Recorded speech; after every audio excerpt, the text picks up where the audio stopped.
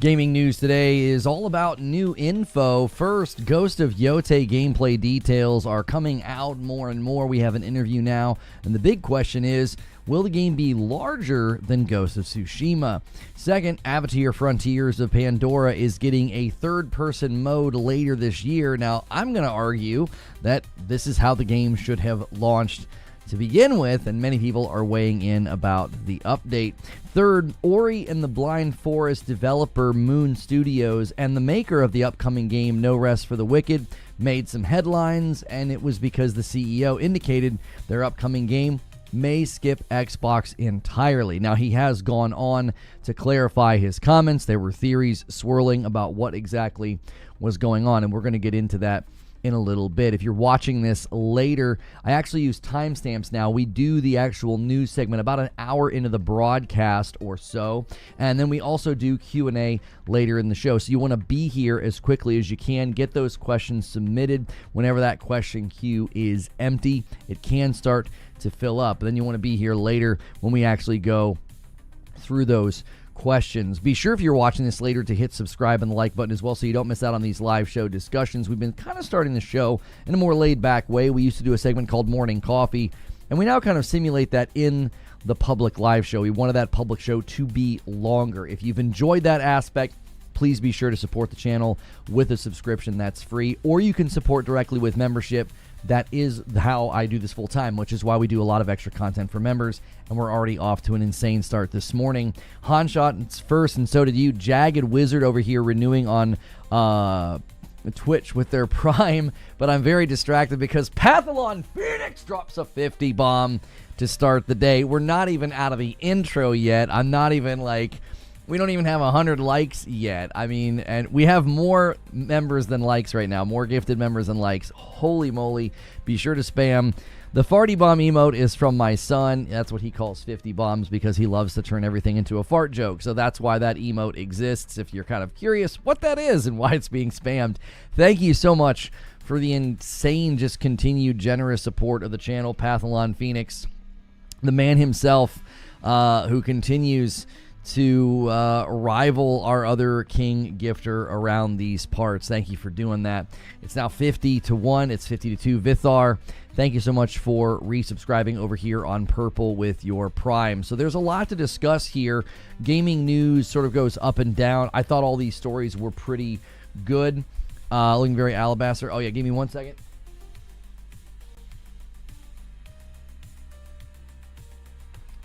You have to set the white balance, or you'll end up looking a little glowy when you're my complexion, because the camera is trying to compensate between the black t-shirt and my light skin. Good morning, feed. Good to see you in the chat. Guys, make sure you go through that ritual. Try to get us to 100 likes as fast as possible. He's not a vampire anymore. Thank you. That's right, Alex. Thank you so much. I am a little bit late. I had to write today's show open this morning. I worked extremely hard on the Wu Chang Fallen Feathers video. We have opted to do the drop of the video at midnight. We're going to do a tips video or maybe some more opinion videos later. We thought, no, let's hit the ground running right on embargo with our review. So if you're on YouTube tonight, midnight Eastern time, 7 Pacific time, please support that video. That is it's going to be a lot of effort on Creature's part today. Even this morning I re-uploaded some of the clips just to try to help him. I put basically descriptions of this is what I'm talking about. It happens at 23 seconds because there's some very specific things I want to make sure these clips end up in the video. So make sure you guys jump on that at midnight. We are not accustomed to having embargoes and review access, and we want to obviously, do right by that. But that also means sometimes the embargoes are at really awkward times, like midnight. So you get to bed at 8 Pacific. You'll watch it in the AM. Well, no, it should hit at 7 Pacific. It should hit an hour before that. It's midnight Eastern time, so you should be able to actually watch it if you're around. So it would mean the world to me. I put a lot of work into this. I put a lot of time playing the game.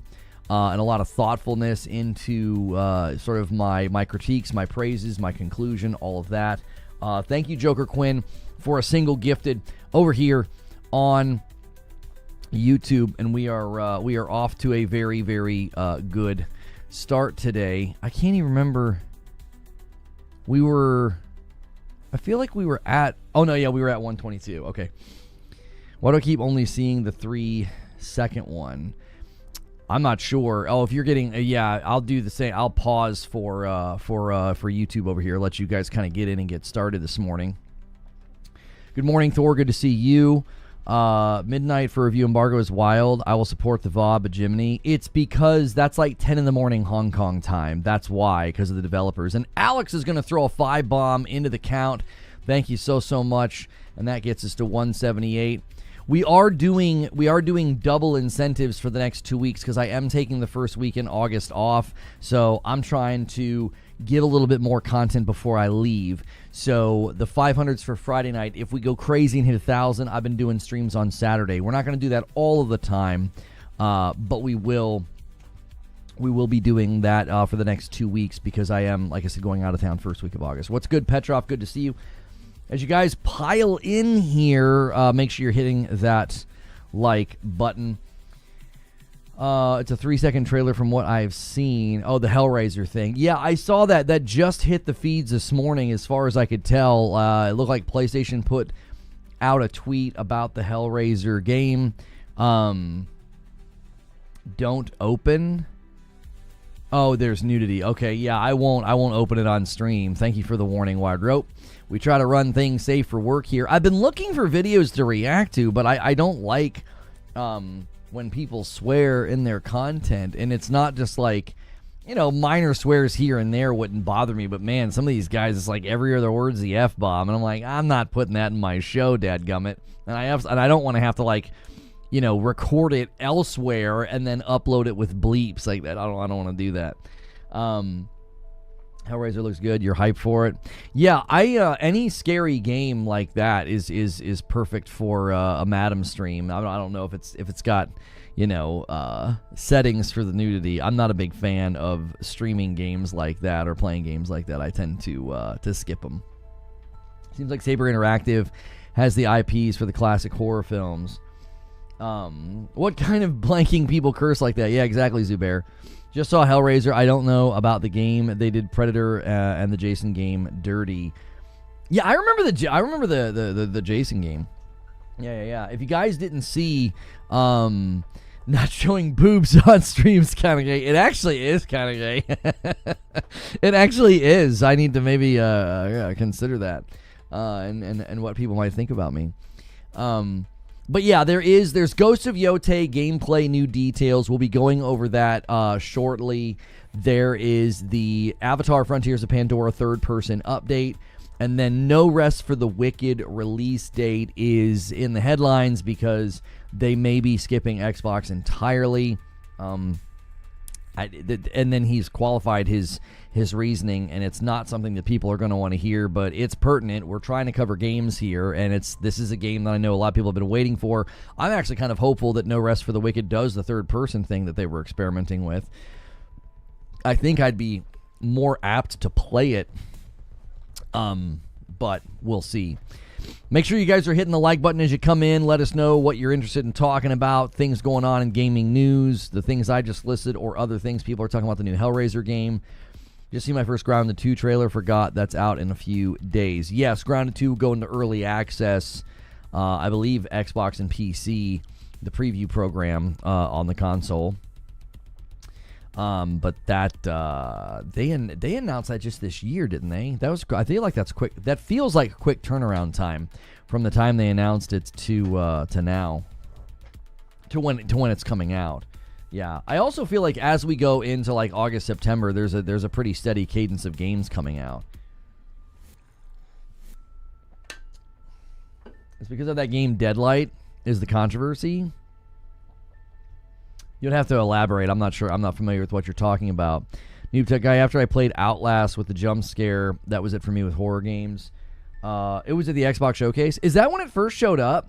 I love that kind of turnaround time. Now, obviously, early access is not the official 1.0 release, but I still think that's pretty good turnaround time. I kind of prefer that. I like when games are like, hey, here's our game, and you can play it in a couple of months, or something like anything less than 12 feels really fast.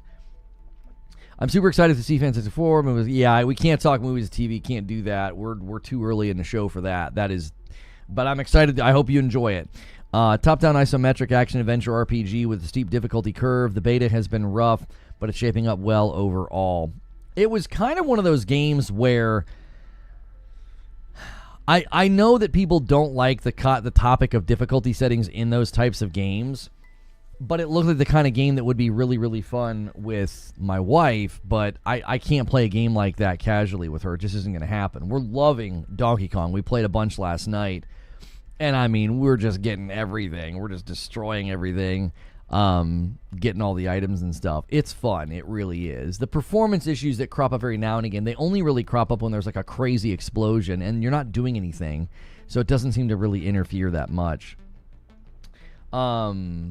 Don't want to be rude, but Saber did not make Friday the 13th and the Predator game. Also, my RoboCop game came in Monday, so it's fun. Massive bug. I have to clean. Well, then, yeah. Why? Okay, so if they didn't make it, why was somebody confused? Because I was just reading chat. Somebody said that in chat that like they made those games, and I was like, I remember loosely playing the Jason game. I didn't really remember who made it though. Yo, Gank says, good morning, Lono and chat. Been enjoying my time with Expedition 33. It's become my game of the year. Thank you for 27 months, Ganks. I appreciate it very, very much. Guys, remember, the new milestones are 5 every 50.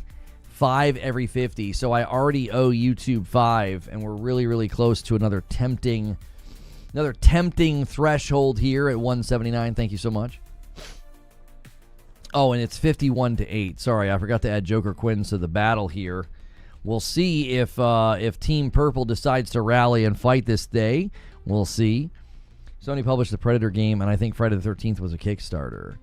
Yeah, Friday the 13th, I remember doing that I did a voice changer in that game. That game was kind of fun. We got a little crazy with that game. I remember that game being fun for like a little bit, but then it just, I don't know. I feel like a lot of those style of games, you get into sort of a rehearsed experience. You know what I mean?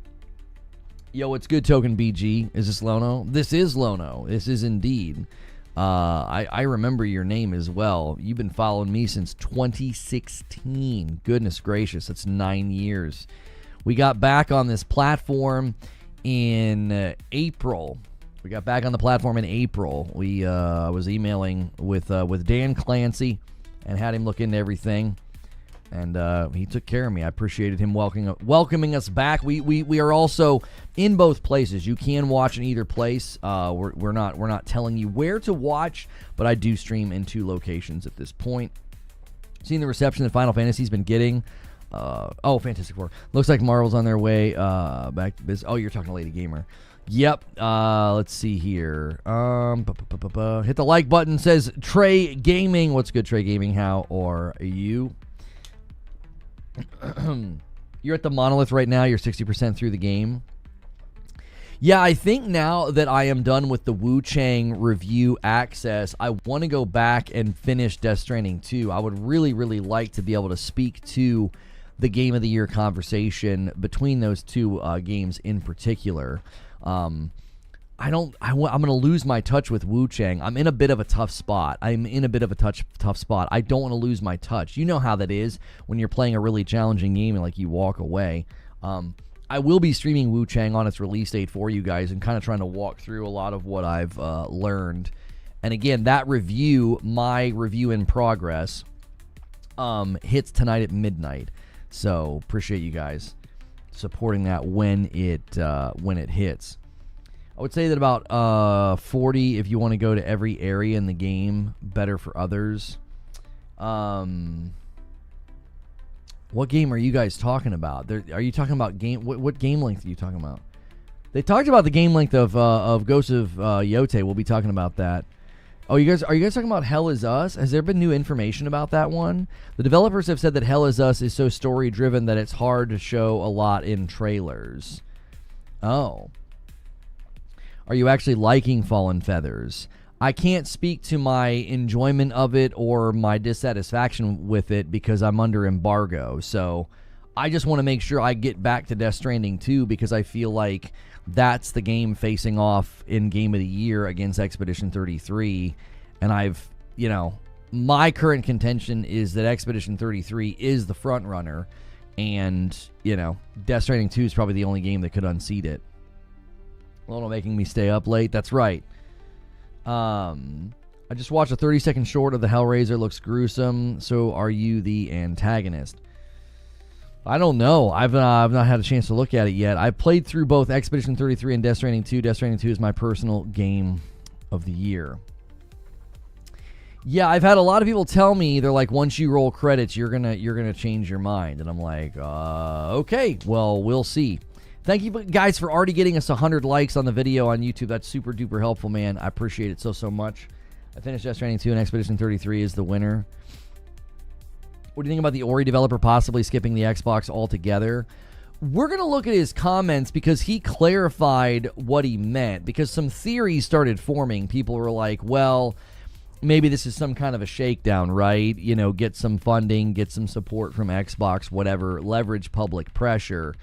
I don't think that theory has a whole lot of merit, given that he said it in a Discord. It wasn't like he popped off on Twitter and then it went viral or something. Like, it wasn't like he was trying to leverage an interview or like a YouTube channel or an outlet or something like that. He was just talking in their Discord. Still don't see the reason for the ridiculous praise of Claire Expedition 33. Yeah, I don't think you're going to convince anybody who wasn't sort of excited about the game and played it. I think if you just look at it from a lot of people have done this. They've looked at Expedition 33 from a very sort of, how do I want to say this? You sort of just look at it from a technical aspect. You're like, okay, well, it's a turn-based RPG with some cool stuff that's kind of been in other games, right? And I think if you look at it just purely technical and you sort of rob it of the other aspects that people have really become enthralled with, the story, the characters, the deep message and chord that it strikes with people, it's actually very creatively, the story itself is very creatively told, because at some points you don't really know what's going on. It's not just creatively told, it's sort of gripping from moment one in a very sort of foreboding way. The level of praise doesn't make sense. I think the level of praise makes perfectly good sense because the people that are praising it have played it. And I think a lot of the people who haven't played it are either commentating from a distance or it's not a game for them. Like, I definitely don't think it's kind of like when people weren't really understanding like why Baldur's Gate 3 got so much praise and why I told people like this is definitely the game of the year winner, and people are like, well, why? It's just this turn-based CRPG or whatever. There weren't very many naysayers about Baldur's Gate 3, but there were definitely some people that were like, I don't understand why this is getting the praise that it's getting. And I think similarly, Expedition 33 is being questioned. People are like, I don't get it. And I think it extends beyond game design. It extends into humanity. And I think that's why the game has arrived and has been seen the way that it's been seen. And a single comes in from Stone Spire. I know what he's doing. He's trying to bait somebody to do a 20 bomb. This guy is so faithful with this. And he does it. So often he is denied his 20 bomb. But 20 more to the milestone. I'll owe YouTube 10. Currently, I owe YouTube 5. Purple, this is your opportunity to steal as well. So thank you so much for being here. Well, yeah, Baldur's Gate, even if it's not for you, you could sort of see the impact that it had. You could see the quality. You could see the depth. You could see the freedom. When it comes to Expedition 33, I think the thing that, again, I keep coming back to is the game is not liked, it's beloved. And I think the reason it achieved that status with people is it's not just another video game. It's sort of a meaningful story. It's very, again, I think it extends beyond the screen. I think it strikes a chord with the humanity of people. And at a time when there's sort of a lot of pessimism and skepticism and negativity about gaming, I think this game kind of came along and it gave people like a sense of, oh, we can still tell really cool original stories. We can still have innovation within certain genres. And I feel like it just gave people a sense of, like, not hope, but I do think there is some angle of that. I think sometimes that can be very cathartic for people to think that, like, okay, maybe gaming isn't all that bad. But I also think it's just a moving story, and that you don't have to be from a particular place in the world or have a particular background to connect with the story. Thank you, Joker Quinn, for gifting a member as well. That makes the 20 bomb an agent of chaos if somebody does it. Thank you so much. The single gifted kings are here. Stone Spire and Joker Quinn.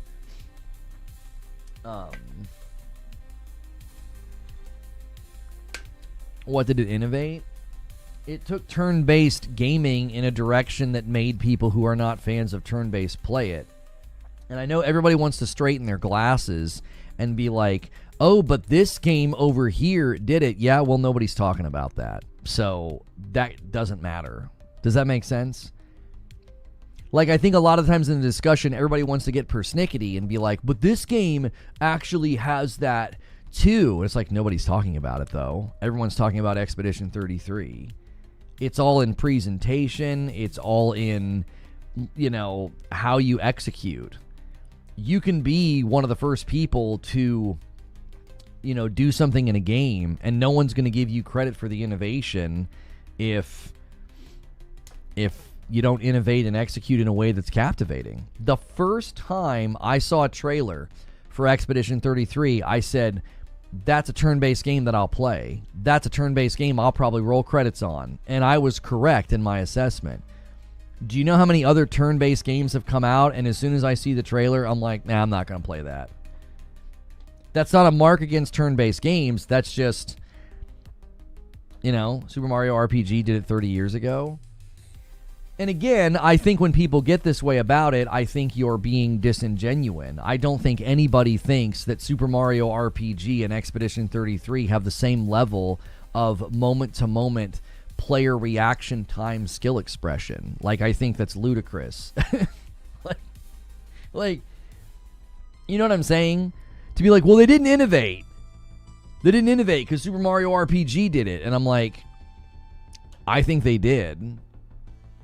I think they did innovate. I think they did it in a way where more people wanted to try it. Does that make sense? Mario RPG is a cult classic. You're not having a discussion with me. You're talking with somebody that's not in the room. I didn't say it's not a cult classic. I said to argue that they're the same level of moment-to-moment skill expression or reaction time.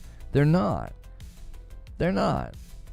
I rolled credits on Expedition 33. I've never rolled credits on Super Mario RPG. I played it back in the day. I remember it being fun. I'm saying they're both loved. In the context of the conversation of innovation, which is what we were talking about, we're not talking about which ones are loved and which ones aren't. We're talking about innovation.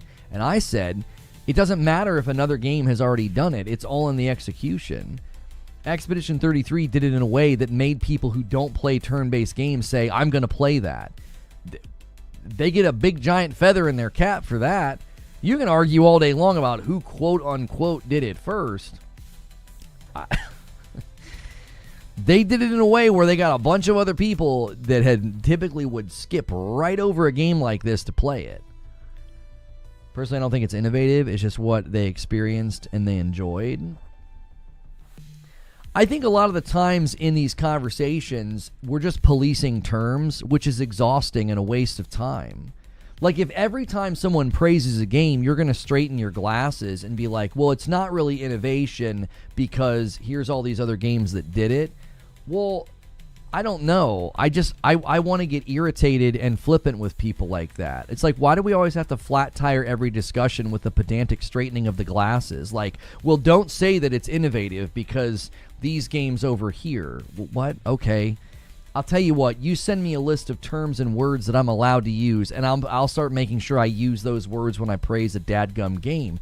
I'm looking at a game that entered a landscape where typically turn-based games are placed into a category of, I'm never touching that, I don't want to play that. They got a bunch of people to play it, and they added systems to the turn-based that made people feel like this is innovative, this is cool, this is new. I don't know. Getting persnickety about the term innovative, I think there's just better things to spend our time discussing. If you want to question, again, why the game is so popular, I think we could have a deeper discussion about, like, the story, the characters, a deeper meaning in a game than just, like, rolling credits, but, like, it's striking a chord with people in their own humanity. I don't really feel like having an elongated discussion about whether or not we can use the word innovate. Everyone's talking about it as if they innovated. Everybody's experiencing it as if it's never been done before from their perspective, and that's why people are praising it to the degree that they're praising it. It's all in execution in my mind. There's almost no real innovative games anymore. Most games are a mishmash of systems from other games, which in my opinion is fine. Well, right, and that's why it's like, are we really going to police the word innovate? Because so many games, you could argue, are doing something that's already been done before to a certain degree. Like, you could get very sort of like pessimistic about the industry and be like, well, there's nothing new under the sun. Basically, nothing is innovative, right? Having replayed Expedition 33, having gone back to play some other RPGs, it's lost a little of its luster for me. Expedition 33 is... No, I'm not soaking those fires again. Because it's different. Tired of the same American dude going Rambo against Russians. I mean, if you're only playing shooters, maybe. I don't think a lot of the action adventure games or narrative-driven games are that story. Why is innovation good? I want my cheeseburgers to have meat, cheese, and bread. It just needs to be good, not innovative. Well, I mean, it's an ongoing discussion within the Souls community. I watched a lot of criticisms of Elden Ring, and it really felt like a lot of people feel that they've kind of run their course with their combat system. They need to really innovate and evolve and come up with new ideas. And I think there's something to be said for that. I may even get into that conversation a little bit deeper in the weeds later this week after I'm able to showcase some of the stuff in Wu Chang Fallen Feathers, because that's something every one of these games is going to face as a challenge. Whether you're Sekiro or Black Myth Wukong, you're facing that challenge of, well, this just feels like this other game over here. It's essentially the same ideas. It's essentially the same systems. Solemn says, Expedition 33 does it better than almost every game that's tried, on top of many other factors of the game in general when it comes to game design. It's just that simple.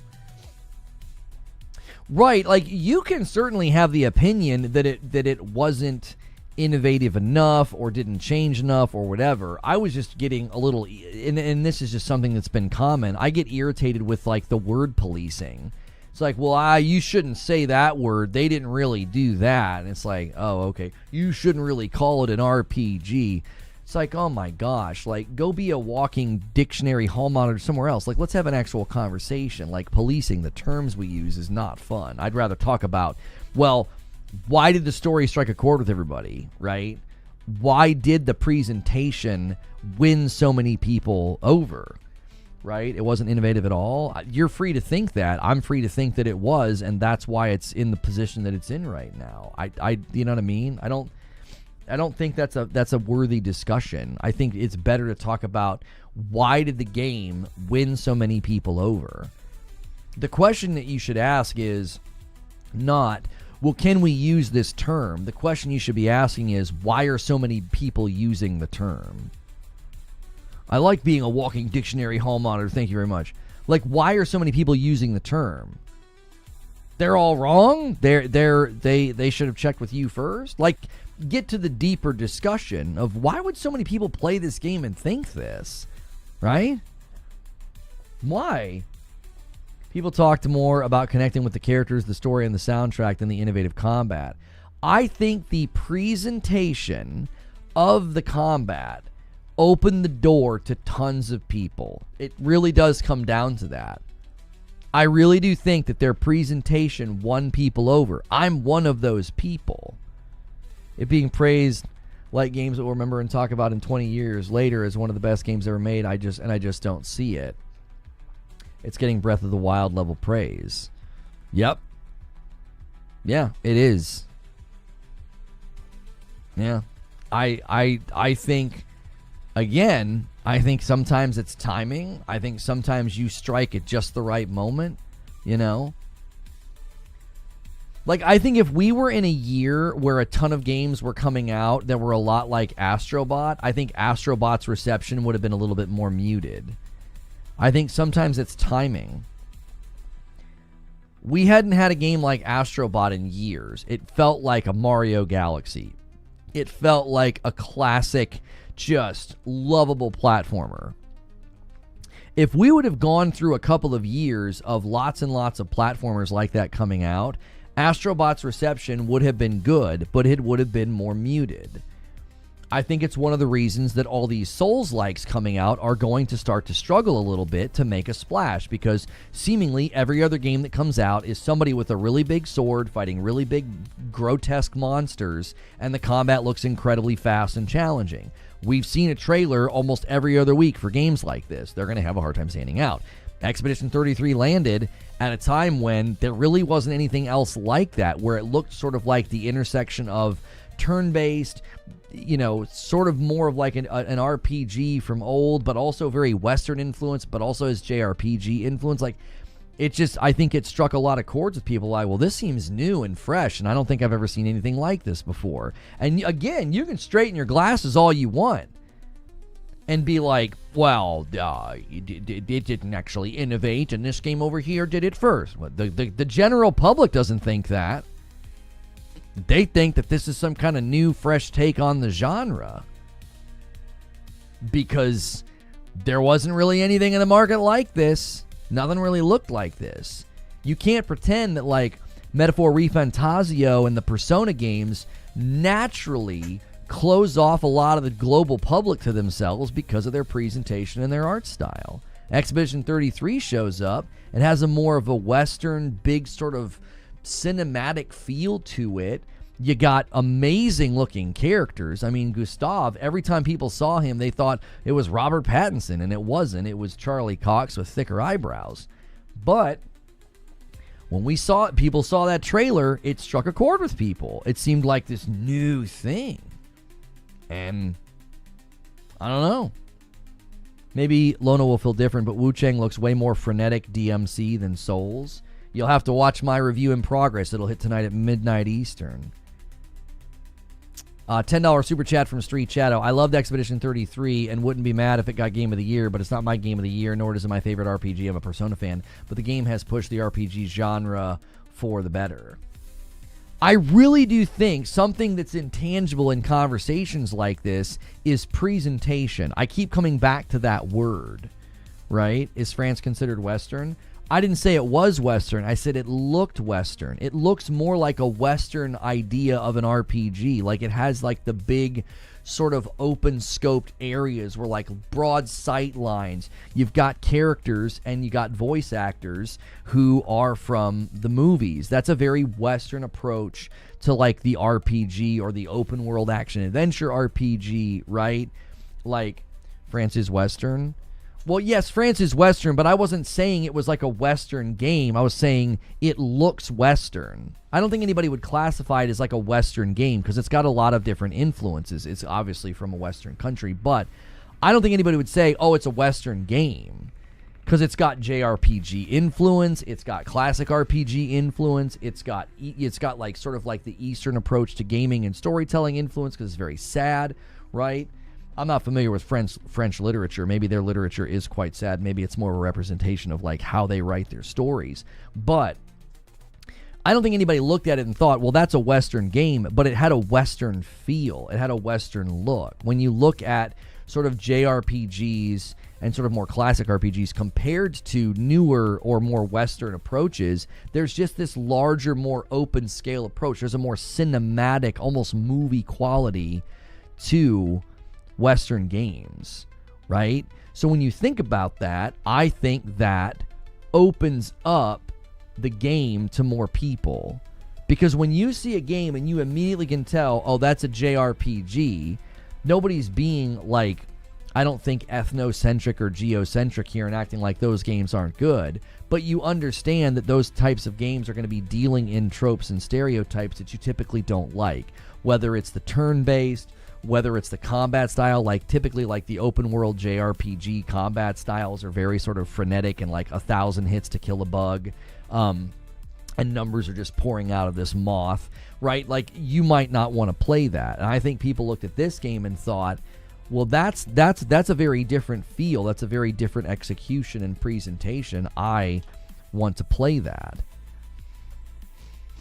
Little Spain has had many Western movies filmed there. I think when people think of Western, they think of like more of like American style RPGs or like American development. And I think when people looked at Expedition 33, you could clearly see that turn-based influence, but you also saw a presentation that felt way more Western in its presentation, and I think that opens it up. The minute somebody sees a trailer for, you know, Metaphor Refantasio or Persona, there are a bunch of people that are just going to be like, I'm not playing that. They're going to immediately dismiss it. Should they do that? I'm not saying what they should or shouldn't do. I'm just saying that's typically how consumers behave. They develop a palette, and that palette means they're dismissive of certain presentation types, art types, or game types. They're just going to say, that's not for me. I'm not interested in that. I really do think that 100% played a role in Expedition 33's reception. Like FF17. The whole dialogue in Expedition is very Western, or is Western, says Jaggy. Oh, you mean FF7 Remake. It's because Souls games are at the forefront of the conversation nowadays. I'm happy to see action game renaissance that appears to be brewing through. Onimusha, Ninja Gaiden. I also think you're going to see Chinese development become enormous. I think Chinese studios, Chinese influence, Chinese folklore. I think Black Myth was just like the beginning. Come on, Lono, you're too smart and I respect you too much to be saying things like, well, the general public thinks. General public is misinformed. You know this. I know you know this. I don't know exactly what you're trying to educate me on. The general public is what we're talking about. We're talking about the popularity of something, which means we would be talking about the general public. And why would you say the general public is misinformed? No one can be misinformed in matters of taste. If you see the trailer for a game, and so does a bunch of other people, and the general public says that game looks awesome, there's no misinformation or information required. It's a matter of taste. They're excited. It looks cool. It's not a matter of being educated. Zubair says the customer's always right in matters of taste. Yeah, there's no misinformed versus being informed conversation to be had here. People saw trailers for Expedition 33 and they said, I want to go to there. I want to play that. That looks great. And then the soundtrack was impeccable and it trended on the listening platforms where you can listen to music. And the characters were captivating. And the memes started to form, and the jokes started to form, and people started saying who their favorite character was. And I'm telling you, it's not a matter of being informed. Do you really think if you sat a bunch of people down who played Expedition 33 and you said, well, we just want to make sure and let you know that that thing that you thought was innovative isn't innovative? It's been in other games before. Do you think their opinion of the game would change? Their enjoyment of the game would change? Their memories of the game would change? No. This is an art form that is experienced both in sort of the visual aspect before and then during, and then it becomes this memory after, this thing that kind of sticks with them. I really don't think anybody played this game and is like, well, I better make sure that this is innovative before I say that I feel like it's innovative. Like, no one's doing that. They don't need to be quote-unquote informed or uninformed. they had a good time, and if that's their impression, their perception determines what they would consider to be reality. Their perception of the game was awesome, new, fresh, innovative. You can try and educate them and correct them all you want. I don't think it's going to change their opinion on the game. You realize a person of your incredible intelligence must shut up, Lightly. New if you never played this. Right, a game from the Xbox 360 era that how many people never touched in the grand scheme of gaming? How many people played Lost Odyssey on Xbox 360? I didn't. You know what I mean? I didn't. This is the first game I've ever played like this. I played FF7 way back in the day, Mario RPG way back in the day, and they didn't leave a lasting impression on me. They didn't. Sorry. It's a matter of a taste.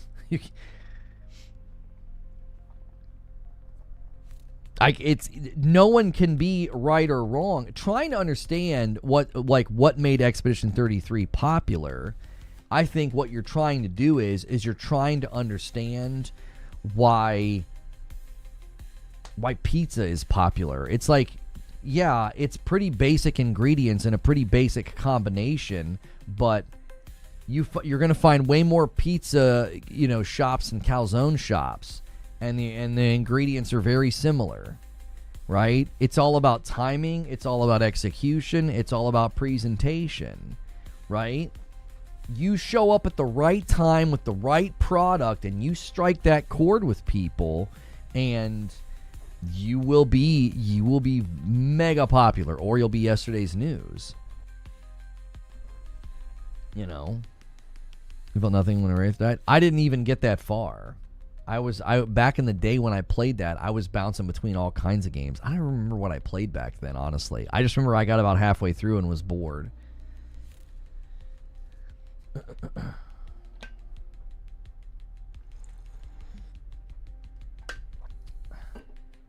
I think it's more like wondering why the $50 steak is being praised like it's a $100 steak. Because if you put a $50 steak in front of a bunch of people who have never had a $100 steak, they're going to think that. Right? There's a bunch of people that played that game who... Think about how many people played Expedition 33 who have said movie games are boring, or, narrative story-focused games are boring, right? They just want action. They just want shoots, and they want explosions. And that's all they want, right? How many people talk about quote-unquote, movie games, played Expedition 33 and thought, holy crap, what a gripping story, what amazing characters, what great voice acting and writing. And you're like, what the heck? You're talking about it like it's this stuff over here. If they've never experienced that before, a lot of people played the game who had never experienced it. They'd never experienced something like that. Maybe it's the turn-based mechanics, and they thought it was really fun and satisfying. Maybe it was the characters. Maybe it was the story. Maybe it was the mysterious world and the mysterious situation these people were thrust into that nobody really understood, so it felt kind of like a mystery to them, like, what in the world is going on, right? I can't believe the change in conversation in just a couple of days. What do you mean?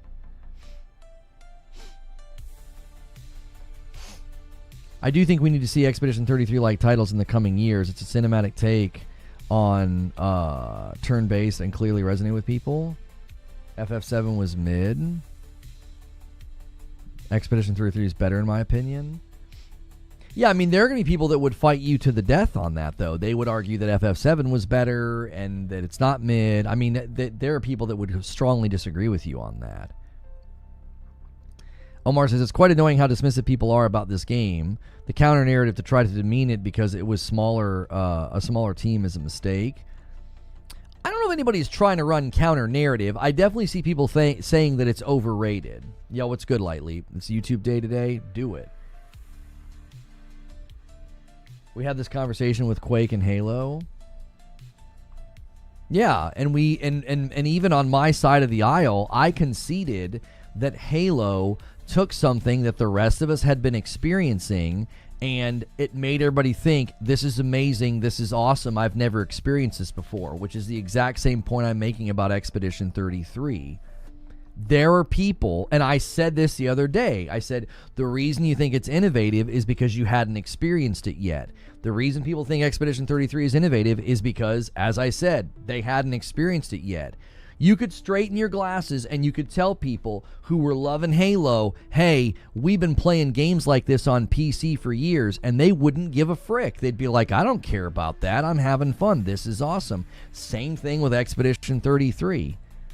Expedition 33 hit people in the feels. It hit them in the mind. They were like, this is cool. This is challenging. I can go in here and build. I can react in the fight. I can turn the tide of a fight. And it was because it was the first time they experienced it. It's the same thing. That's why I said the other day, zooming out and removing that from the equation, I was arguing these games were more impactful, more innovative, more influential, zoomed all the way out. You could do the same thing with JRPGs and turn-based RPGs. You could. You could zoom all the way out and you could say, these are the games that did it first. These are the games that had these types of turn-based action mechanics first. You could totally do that. And it doesn't matter to the people who enjoyed Expedition 33. Just like the other day when I was arguing it, it didn't matter to the people who thought Halo was this massive, innovative thing, when in the grand scheme of shooters, it was not. Do you see? It is the same conversation, and the same argument is being made. That why on earth would anybody think Expedition 33 is innovative? Because it was their first time experiencing it. A game like that. We had a bet last year with Astro versus Metaphor, says Omar. This isn't my first time experiencing a well-crafted RPG or one that switched the turn-based formula. I put it over Metaphor, says Omar. Street Shadow with a $10 super chat. Grateful for Expedition 33 reviving RPG love with nods to Sony's Legend of Dragoon. Innovation isn't always new. It's also impact. Also to the chatter, no need to tear down FF7 to lift 33. Both can matter. Yeah. You don't. To praise one game while bashing another is never necessary. Guys, make sure you're smashing the like button. Let's try to get 200 likes before the first hour of the show is up.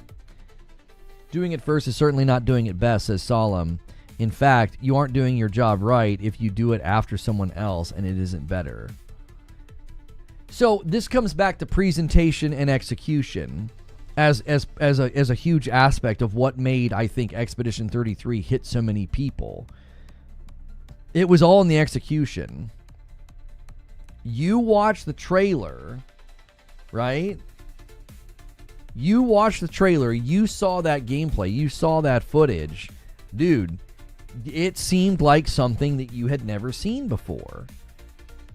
And you can argue, but these games, I've never seen a trailer for a turn-based game that got my attention like this. And I think it comes down to the presentation. The presentation and the execution. From moment one, too, of seeing the trailer, I told you guys that it had Game of the Year potential. I said, I think that game's got Game of the Year written all over it because it's a lesser-known team. It's striking a chord with all the things we know that people like. It's got characters. It's got story. It's got moxie. It seems cool. Its art style is very recognizable. It seems creative from a storytelling perspective. I mean, have you ever... I've never played a story like this. Some mysterious person out far away paints a number and everyone dies at that's the previous age. Like, what the frick is going on, right? Like, it creates immediate intrigue. They're like, I want to figure out what in the world's going on in that world in that game. Again, your lack of knowledge doesn't make it innovative. Nobody's arguing that lack of knowledge makes it innovative. I was diagnosing why so many people were praising it, and I said a lot of people felt that it was innovative because they're unaware of the precise history of those mechanics showing up in other games. And a lot of that comes down to presentation and execution. If you execute on those mechanics and they feel fresh and new, and you feel like you've never seen that before, you're going to say, this is innovative. And again, as I said at the beginning of all of this, you can straighten your glasses at me and be like, well, actually, other games did it first. It doesn't matter. In matters of taste, in matters of opinion, the people writing these reviews, the people that are going to vote in the jury process, to them, it was innovative. Your information doesn't matter. They're not doing, you got to track with me here. You're not listening. They are not doing a history of the turn-based RPG. They're doing a review of a game they enjoyed. And if they roll credits and they're like, buddy, that moment in the turn-based was innovative and fresh and new, you can't be like, oh, well, what you should have done is an entire research project into the history of turn-based mechanics in RPGs, and you wouldn't be using the word innovative. You know what they're going to say? I don't give a frick about that. I had a good time. I'm giving the game a 9. We're talking about opinion. We're talking about subjective experience of a player. Your information doesn't matter to them. To somebody doing a breakdown on the history of turn-based RPGs, the information is very valuable because they're going to be factual. They're not going to be subjective. They're going to want to be factual. They're going to want to give the history of turn-based games and turn-based mechanics. People are not worried about being factual when they say they enjoyed something. That doesn't matter to them. If the first time you bite in, as Eugene said, that with the $50 steak, if the first time you bite into that $50 steak, it's the first time you've ever had a high dollar steak, you're going to be like, this is the best thing I've ever tasted. And the finer palate snob next to them is going to go, well, actually, the best steak you can get is downtown at Frank's. It's $110, and he gets the meat imported from, like, that person's going to say, shut the frick up. This steak is amazing. I don't want to listen to you. I don't care what you have to say. This is amazing. It's making my taste buds dance. That's what happened with Expedition 33. Expedition 33 hit people in a way that made them think that. You could say that they're factually incorrect, and you could say it's been done before. Doesn't matter. Doesn't matter. Their experience said to their brain and their heart and their soul, this was amazing, this was innovative, this was fresh, this was new, this is exactly what we need in gaming, and it becomes a media darling. The actually, game historians that are straightening their glasses at this, there's nothing wrong with saying, hey, if you really liked that, other games did it before. I mean, I know you think it was innovative, but like, this has been around. You should try these other games. But trying to like knock the game down a peg because technically this game did it first, that would be like somebody saying that, Breath of the Wild was incredibly innovative in an open world genre with, exploratory purpose. And you would try to argue, well, there's plenty of other games that did that first. And it's like, well, okay.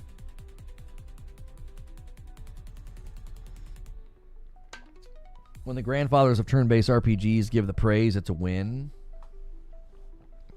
Use the opportunity to convert, not gatekeep.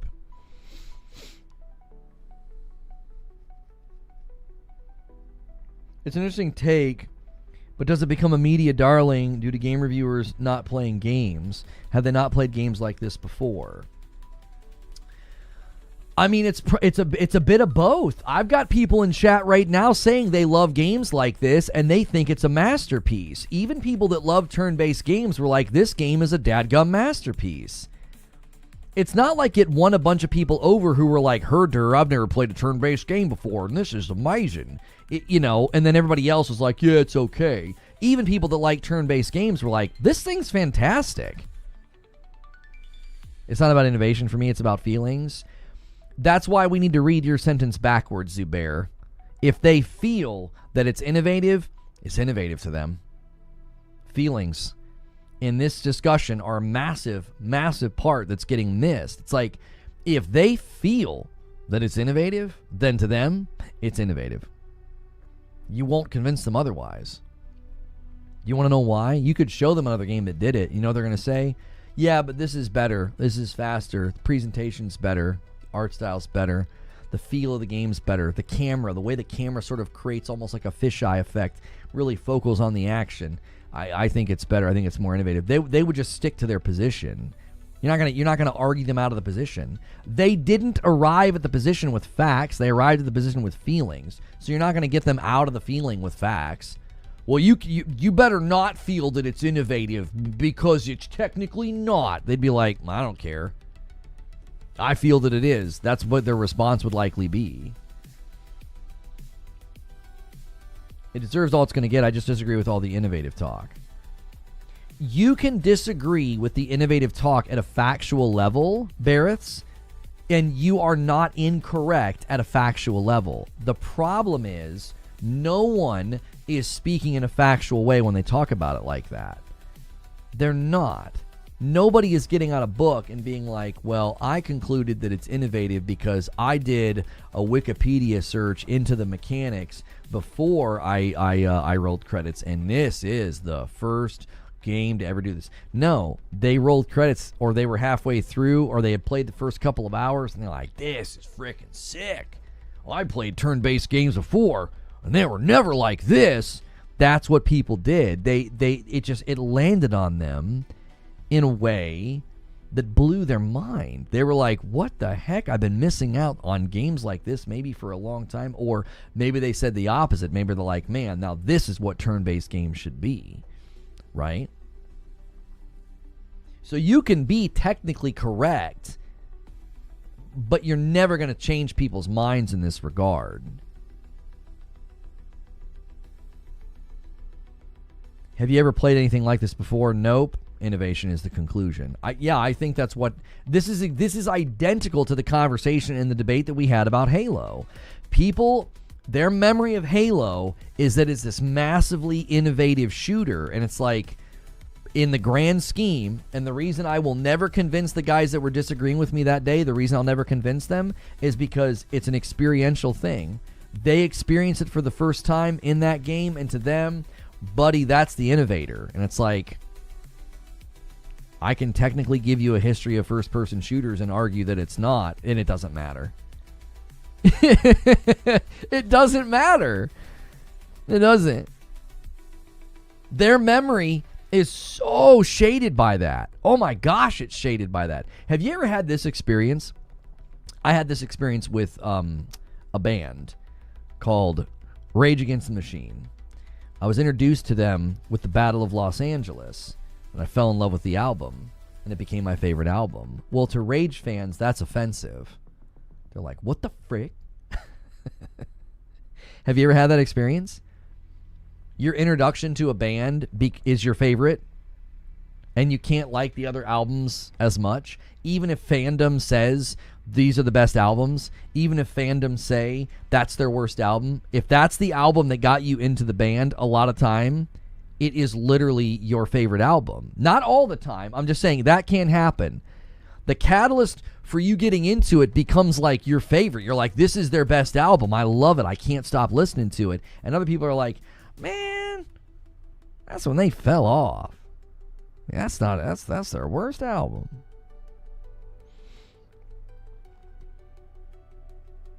Words have meaning. I don't think it's hate for calling that out. I don't think I've classified anything today as hate.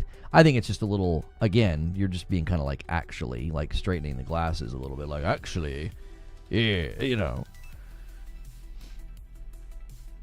What is this nonsense? Battle for LA, dude, great illustration of your point. Terrible take. But you can't convince me out of it because I love that album. I do. Now, Fistful of Steel has one of the best growls that he's ever done. When he does like the like it's like it goes up. I think Fistful of Steel has his best growl on any album, which is some of his, I think some of his cooler vocal work. But that's just what's going to happen. Your introduction to something is going to really, really shade your thought. You're going to think, oh, this is the best. And then other people are like, what the frick? They're like, you think that's innovative? In video games, people hardly introduce new ideas, which is why I've always generally disliked the word use in video games. Wait, let me straighten my glasses. Well, are we being too persnickety about the term? Innovative can be of a product or idea featuring new methods, advanced and original, introducing new ideas, original and creative in thinking. So you could argue their execution is a part of the innovation. It was very creatively done. It felt like they were advancing that idea that in a turn-based fight you could have, you know, moment-to-moment reactions for parries and dodges, and those parries and dodges tied into your skills and things that you would get, like your points, your what are they called? AP points? I forget now. The blue points that you get. You know, you can build yourself around, I'm really good at parries and dodges, you know, so I'm going to do that. You could argue that they didn't feature, and it says featuring new methods. You could argue, though, that there were new methods of experiencing that aspect of turn-based. At a technical level, you can be like, no, these other games already did it. And it's like, okay, they took that idea and they did it in a new way. They did it in a way that felt more advanced, more original. Or the word creative is showing up here. They did it in a way that felt more creative. I think maybe you guys are taking the word innovation and maybe we're being too narrow with it. Right? Which would actually potentially refute some of my argumentation the other day about Halo. You could argue that they were like, well, this felt new, this felt creative to the people who experienced it, therefore, to them, it was innovative. And it's not just about, well, technically speaking, other games did it first. What did Purple say? You should call it innovation. Might cut some costs that way. Jack Garland says, that's it. I'm making a game that requires slamming the controller against your forehead. I want to have innovation. What's going on with Avatar? They're adding a third-person update, a third-person mode later this year. I think innovation in games is possible. It's not rare. I just don't see it here. Still a great game. I would argue that the term's broad enough. I would argue that the term is broad enough to say they were innovative because it felt creative, it felt new, it felt advanced, it felt original. If they execute in a way where you can use those words, then you can say innovative because that encapsulates the meaning. It doesn't have to be something that's completely and utterly new, as if it's never been done before. Yeah, I heard about the Fable leak. They're saying, who was it? Special Nick says that he's hearing that it's slipping. I'm like, what the frick, man? Why did you guys show up with that?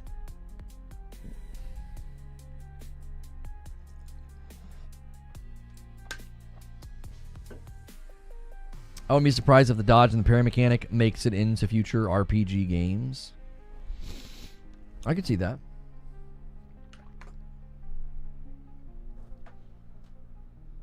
It's going to have an impact. Elden Ring had an impact. Sekiro had an impact. Breath of the Wild had an impact. Games that get that level of praise, games that give that level of, Game of the Year notoriety, they have an impact. Watch Donkey Kong win. Donkey Kong won't win.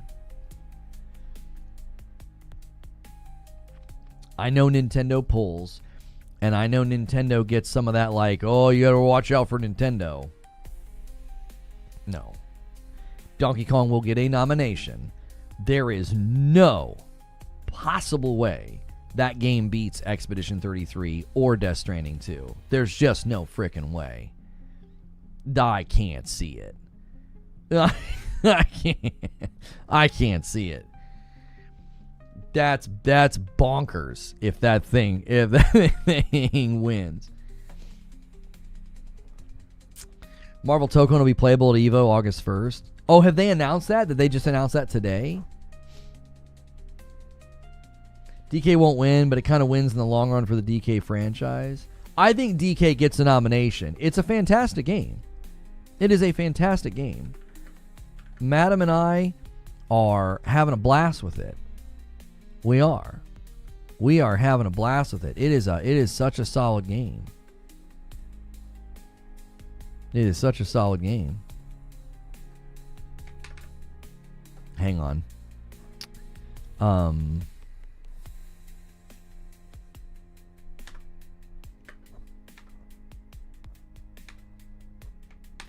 Okay. Let's get these, hang on, these trailers going.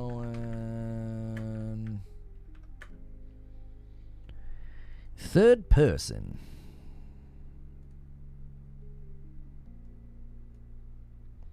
Where do they get the footage going of the third person? Here we go. Let me loop that. Hang on. No, it's fine.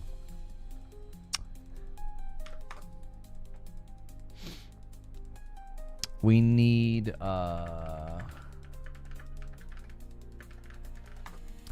No Rest for the Wicked trailer.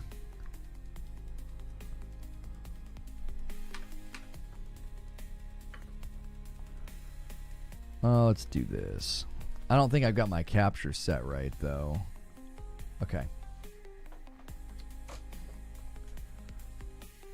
All right, I've been doing this about an hour into the show, going through the news stories. So do me a favor. We're an hour in. Let's try to get to 200 likes.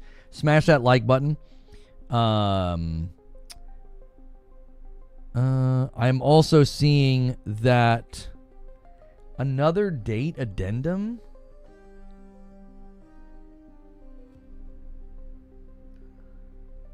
Yeah, you guys mixed up in previous communications. Okay, they're sending it. Embargo lifts at July 22nd, 7 p.m. Pacific. Okay, so midnight tonight. The game officially launches the next day at midnight. So we can play, we can live stream Thursday.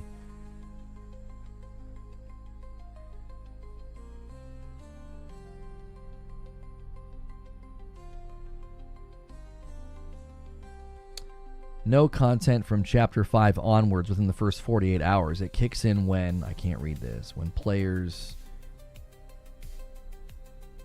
Okay, I've not done that yet. Okay.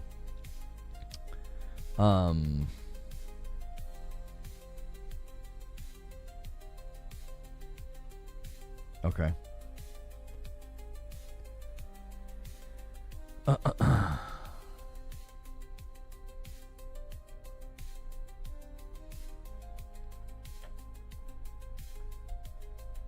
7 p.m. Pacific is 10 p.m. Eastern.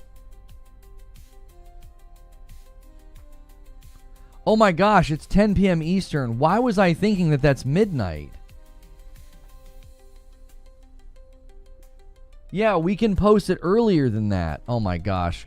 Can Creature hear me?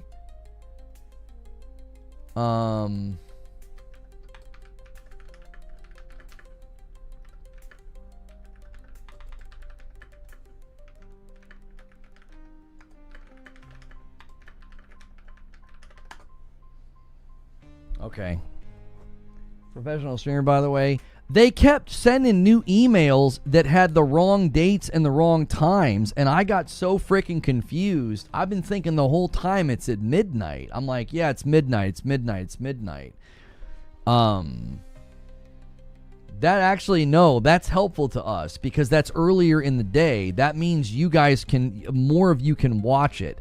10 p.m. this evening, our video will go live. It's a review in progress. I have over 20 hours in the game. I have fought over 10 bosses. So it is a very, I think, helpful video. It's structured in a way to be helpful.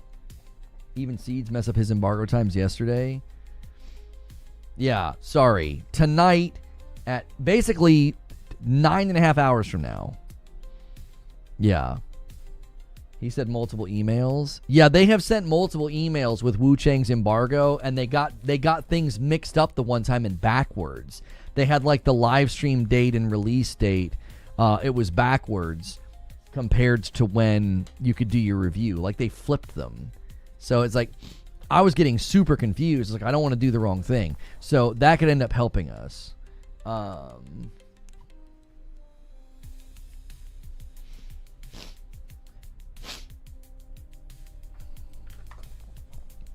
It looks like we're going to try to maybe do a town hall tonight at 9:30 p.m. Eastern. Get everybody kind of ganged up together to jump on it. I may be able to join you guys for that. So, All right, let's go through these stories here that I've got for you. All right, let's go through them. So we have new information about Ghost of Yotei with respect to size and length. The Ghost of Yotei director sat down with Games Radar and said the following, quote, "We designed the game with some of the similar numbers in terms of scale and scope of the last experience in mind. In that way, we actually found it to be quite satisfying, and there are some good numbers to jump off of." So this sounds to me like in terms of the scale and scope, they're not going to have some gigantic, much larger game, which was one of my concerns. Now, it doesn't specifically speak to the map size. Many have pointed out that the open world will feel more intentional now with how NPCs visit you at your campsite. At some level, I feel like this is an iteration on the open world formula that should help lower the amount of go back to town boomerangs that can make an open world feel a bit tedious. The creative director went on to say, quote, "We feel that the experience of playing through Ghost of Yotei, whether you're just ripping through the story or you're somebody that likes to just go through the whole world and explore, or you're a hardcore platinum chaser, that is a similar experience to Ghost of Tsushima that we expect in terms of time commitment." Now, if you go to howlongtobeat.com, it takes approximately 25 hours to complete Ghost of Tsushima's main game, 46 hours for main and side content, over 60 hours to complete absolutely everything. I think I'm around 70 to 80 hours in that game. Now, that sounds very encouraging to me if Yotei lands in that same ballpark. The evolved elements of the open world likely having a larger map, and yet the game is landing in the same hemisphere of size and time commitment. I think there's always a risk of bloat, or, well, let's just go big because bigger's better when you're doing a sequel. You have more funding, you want to make the game stand tall or stand stronger against the initial game, and that, I think, was a risk with this one, so I'm very, very encouraged to hear this. Now, let me know what you think in the comments below, or you can stop by a live stream to discuss these topics. We cover lots of gaming news, so I'd love to hear from you. Now, we also are going to be taking a look at another story that just landed yesterday, and this one has to do with Avatar: Frontiers of Pandora. I said it on Twitter, and I'll say it again. Avatar, if it had shipped with a third-person open-world action-adventure thrust. The first-person perspective wasn't necessarily bad, but it really made the blue Far Cry criticism hard to avoid, especially after I was roughly 10 hours into the game and I was enjoying it, but I did a few of those hunting efforts, and I just felt like I was playing Far Cry again. And no, the content loop will not be changing, but I think the experience and the feel of the game will 100% change later this year. They officially announced that on December the 5th of 2025, they'll be releasing a free third-person update. They are currently working on animations and movement, as it will be a very different way to experience the game. It'll be a very, very different way to experience the game. And I actually still remember the part of the game where I got my mount. It was probably the most memorable because it wasn't just the first-person combat exploration and things that I was already experiencing. Seeing the world, hearing the music, having the camera zoomed out, it really just made me feel like I was sort of in Avatar. It had the feel of Avatar, which was one of the reasons they said that they went for first person. They wanted to sort of immerse you into the world. And it's graphically one of the strongest games that I think in this gen, and I think they did a very, very good job with it. I just think that they neglected to think about the type of game that Avatar should be, as opposed to the type of game that would get sort of players like immersed into the environment. Now, I'm going to be diving back into the game fresh in December, and even seeing, I want to see how co-op feels. I never really played co-op in this one with my wife. I've been wanting sort of an open world action adventure game to play co-op with my wife for a while. Co-op Horizon Zero Dawn will be here someday, but for now, I'm going to settle for a free update from Avatar Frontiers of Pandora. I'd love to know what you think in the comments below, or come by a live stream. Is this going to get you back into the game or not? You guys had a blip? I didn't have anything happen on my end. Hopefully it wasn't the fact that I suddenly started showing gameplay, because we've been having weird behavior. Okay, last one, and this is kind of the big one. The CEO of Moon Studios caused quite a stir when he indicated that their upcoming game No Rest for the Wicked may skip Xbox entirely. And the reason given was market conditions. Well, obviously, that hints that they may not think that it's worth it to ship it to the Xbox due to less projected sales and the cost that it would cause them to bring it there. Now, he clarified these comments before I read some of the choice quotes and some of the choice things that he said about why they're doing this. people were quick to theorize. Maybe he was trying to get support, like a financial incentive or development support or something from Xbox to ship to the platform.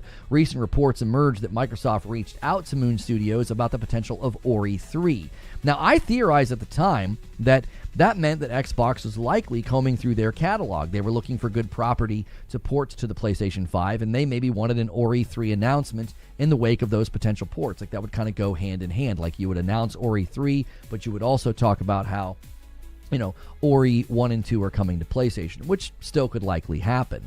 Now, I think it's unlikely that he was trying to apply public pressure or to do some kind of a shakedown, because he actually said this in their Discord. It wasn't like some public display thing where he was trying to like leverage public anger or something. He said it in their Discord. Now, maybe he knew it would end up going, you know, viral and getting covered, but I don't think that's the case. And here are some of the quotes from him about this, and he immediately says, "It's not a shakedown. It's called common sense." That's what he said. He also says this: porting to Xbox means porting to Xbox Series X and Series S, and that'll take more time to optimize compared to porting to the PS5 and the PS5 Pro. He says, "We'll first support the platform that has the most users purely out of resource reasons. It's just common sense with us having to make the right moves given the resources that we have." Now, this is directly in line with predictions that I have made this entire gen. Devs are going to start to see the Xbox platform as a non-starter. The Series S requires more work. You potentially have to trim down features, maybe just gut entire features. The PS5 and the PS5 Pro is an ecosystem that I think has become more appealing due to how Mark Cerny and the team made the console easier to develop for, and then you add in the fact that they have a significantly larger user base. At this point, it's roughly 3 PlayStation 5s to every 1 Xbox Series console in the market. PlayStation's around 90 million distributed, and Series X consoles are in the 30 millions. That is a pretty significant gap. This is at a time when the future of Xbox hardware is up for debate. We've got commentary from Sarah Bond about how they want to make Windows the #1 gaming platform, which many have then speculated that all future Xbox hardware will be Windows gaming devices, essentially getting rid of the very idea of an Xbox console and instead having something that is just a gaming PC in different forms. Handheld, a very nice piece of equipment that you could plug into your television that isn't necessarily the dilemma of building a PC or buying an expensive PC, but then it would be able to sideload Steam. This would then mean that you have a very different device going forward, and if people are continuing to look at that waning public confidence in the Xbox hardware, they might conclude that bringing their game to Xbox is not worth their efforts. So what do you think? Will this trend continue? Leave a comment below or come discuss this in a live show. So that is obviously not surprising to a lot of us, that, you know, more and more developers are going to have to kind of weigh those choices. And I don't even really think like the big time Xbox fans are trying to fight this one. I think they just sort of see it as the natural, it's just kind of the natural culmination of a lot that's happened over the last couple of years.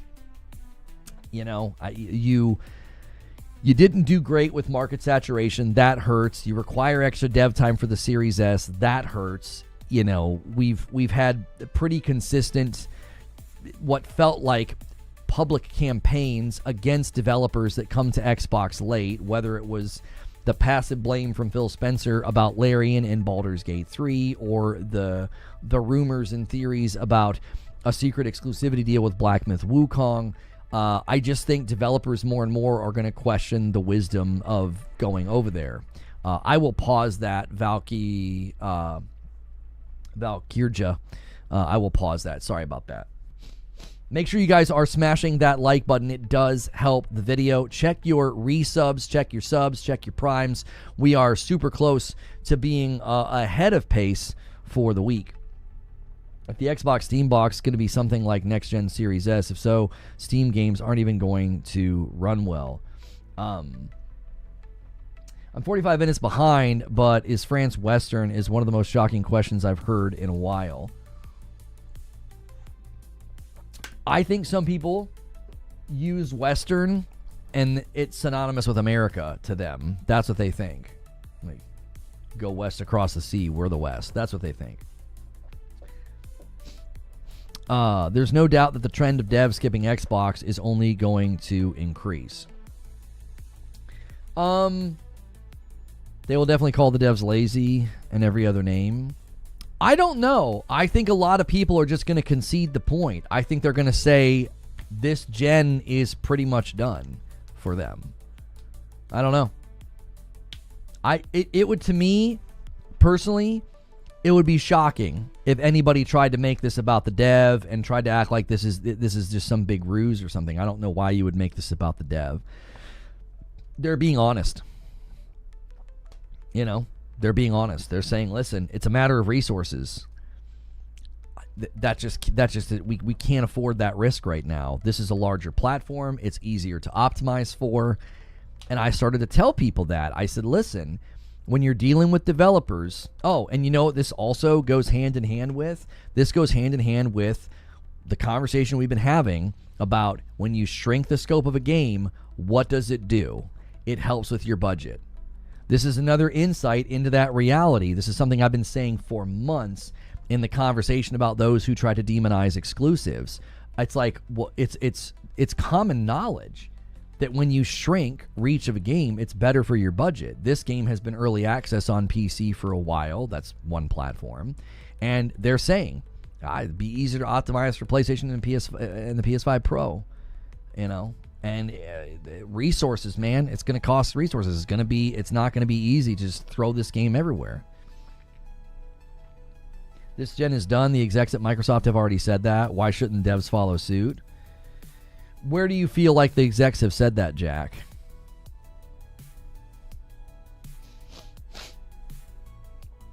Xbox took out TV and movies. That's not right.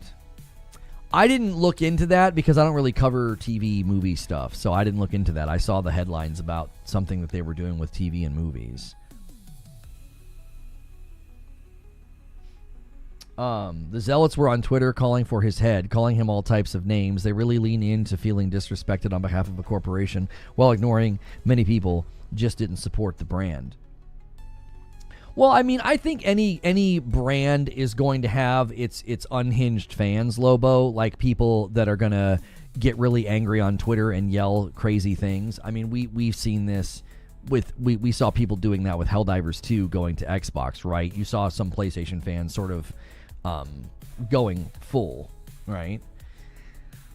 So that to me doesn't surprise me. I don't think anybody with even the remotest of respect, and they have a platform, podcast, YouTube channel, sizable Twitter account, it would be shocking to me if that's what they did. I think this is just sort of common sense at this point.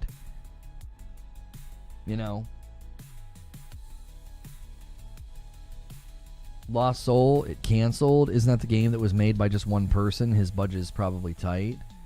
The game was called Lost Soul? I'm not sure what game you're talking about. Lost Soul is not canceled? Were people trying to say Lost Soul aside definitely will canceled because they didn't show almost anything about the effing game? I'm so upset. What are you talking about? Did they just do an update on Lost Soul aside? It got delayed. People have been suddenly asking about, like, where's the game? What's going on?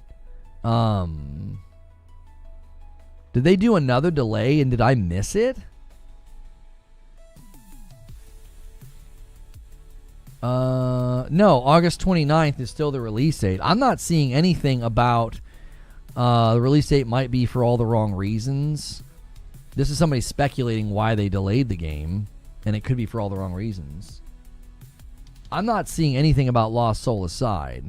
I think people have rightly speculated like it could get delayed again because we haven't seen anything. We don't know enough about the game, the studio, or any of that. It's a China Hero. It's going to be at China Joy. Yeah, I heard that it was going to be at the China Joy event, and because it's part of the China Hero project, I don't know. Hopefully they've got a pretty good demo or a slice to show people. We haven't heard much or seen much other than the delay. We'll have to wait and see if there's any kind of an update or substantive gameplay at the China event. I don't think Lost Soul Aside is made by one person. No, it's a China Hero project. That would be very odd if they just No, because they have a CEO. They interviewed Ultizero Games. Ultizero Games is the name of the studio. Let's see here. It's a Chinese video game developer known for action RPG Lost Soul Aside. It was founded in 2017 by Yang Bing. The studio is based in Shanghai. They have about 40 employees. Yeah. Lost Soul Aside, China Joy. They were at China Joy in 2024. I don't know if I'm seeing anything about this year.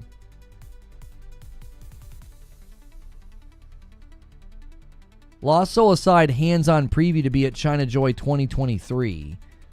So it looks like they've done hands-on at 2023 and 2024. So if they're not at 2025, I think that's fair to say that's a cause for concern. You see another game, Ludo? It's a horror game. It's skipping Xbox due to last-minute issues. It's not skipping Xbox. They've got to push out a patch. It's still coming to Xbox. It's like a delay. It shouldn't even be that many days. Yeah. Here's the update. It says, we regret to inform you that the Xbox Series XS version of Ludo is currently experiencing some last-minute issues. Get off the screen. What the frick? Go away.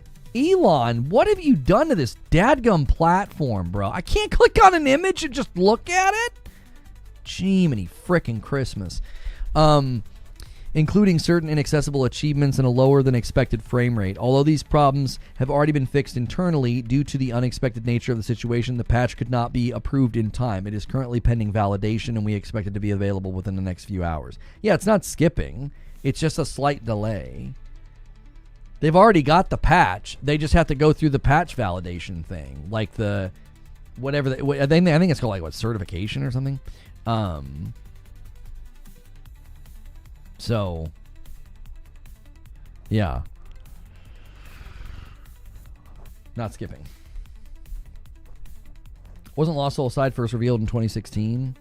Yeah, I mean, it's a obviously smaller studio, so that's going to take time. I mean, you know, there's probably, I would hope, a heavy amount of, you know, skepticism or insight from PlayStation. Not skepticism or insight. What am I trying to say? Like oversight is what I'm trying to say. Like to say, hey, we want the game to be at high quality. And a 20 bomb comes in from MASH. That was set up hours ago by Stone Spire. Stone Spire, they did you proud. We sat in a holding pattern for a while there. Those 20 bomb dunkers are always tantalizing. Thank you so much. I actually owe 10 members to YouTube. We're doing 5 members every 50 now, so we're officially 49 away from the next milestone. Thank you so much, Mr. Mash. I'm going to do my 10 bomb now before I forget. If you guys get a gifted member, be sure to thank the person that gifted it to you and consider picking up your own membership to add to the support of the channel and to help grow the community.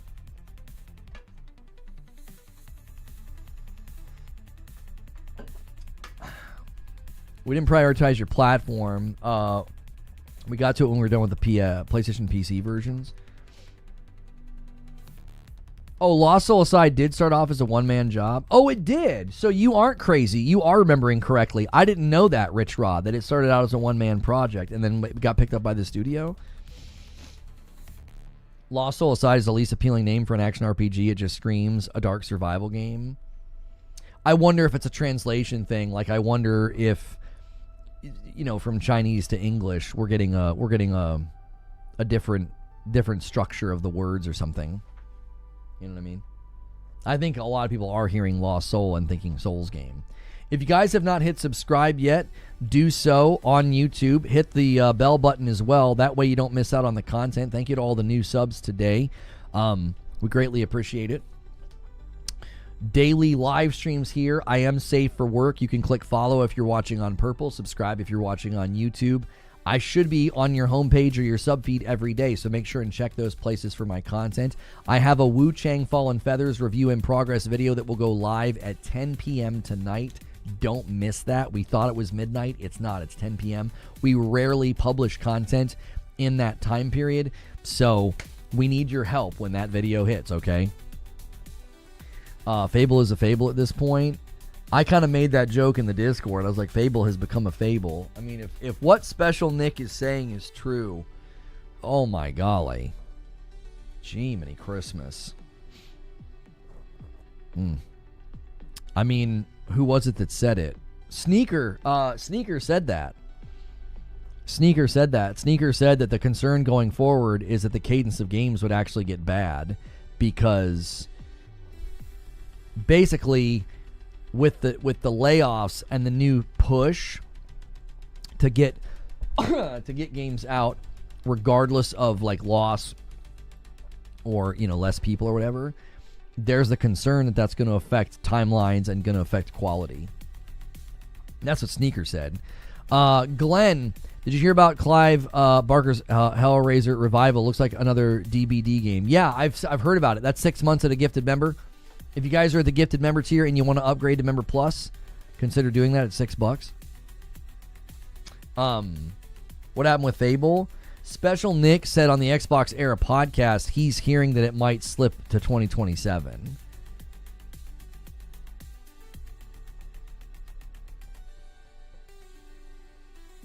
I'm just hearing all of my rants the last couple of years about that game and simulated gameplay and faking people out with trailers. I'm just hearing those echoing in the distance. It's like, yep, this is exactly why I rail against these things. Because Perfect Dark is another example of this. I really, really hope and wish, I wish they wouldn't have done that, and I hope going forward they stop doing it. You know? Scotty B with 39 months and a Member Plus. Thank you so much. Bumps the line to 202. Greatly appreciate it. Mr. Scotty B. Thank you. Hang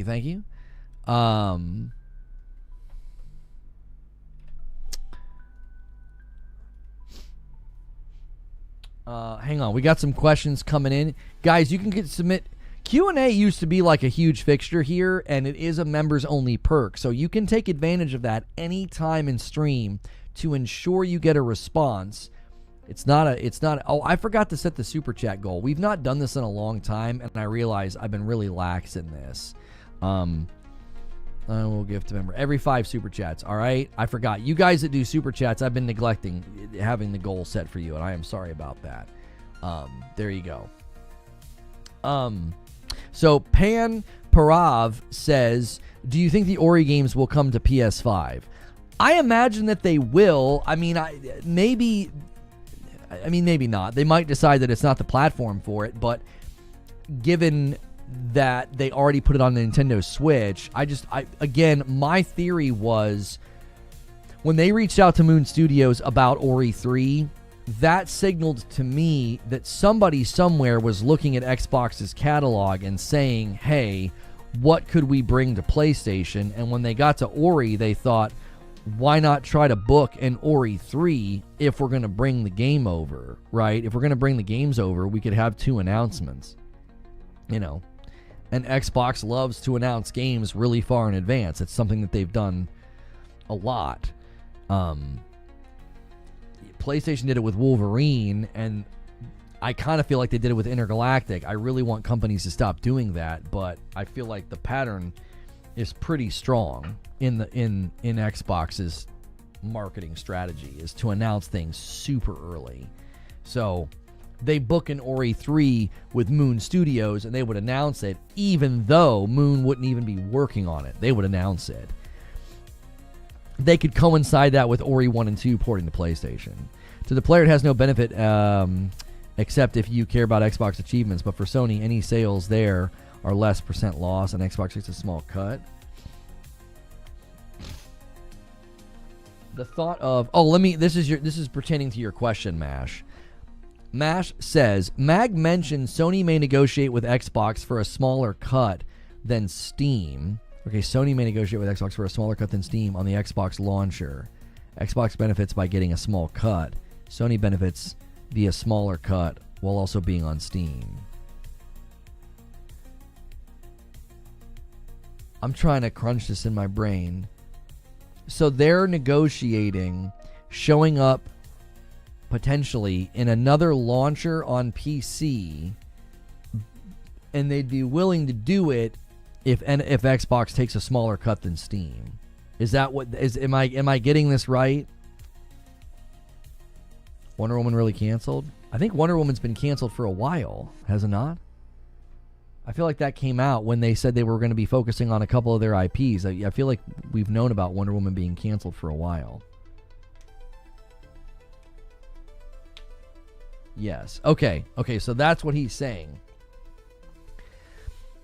I find that really easy to believe, Mash, and the reason I find it easy to believe is from where I sit, PlayStation is viewing that platform as just another extension of what they're doing on PC.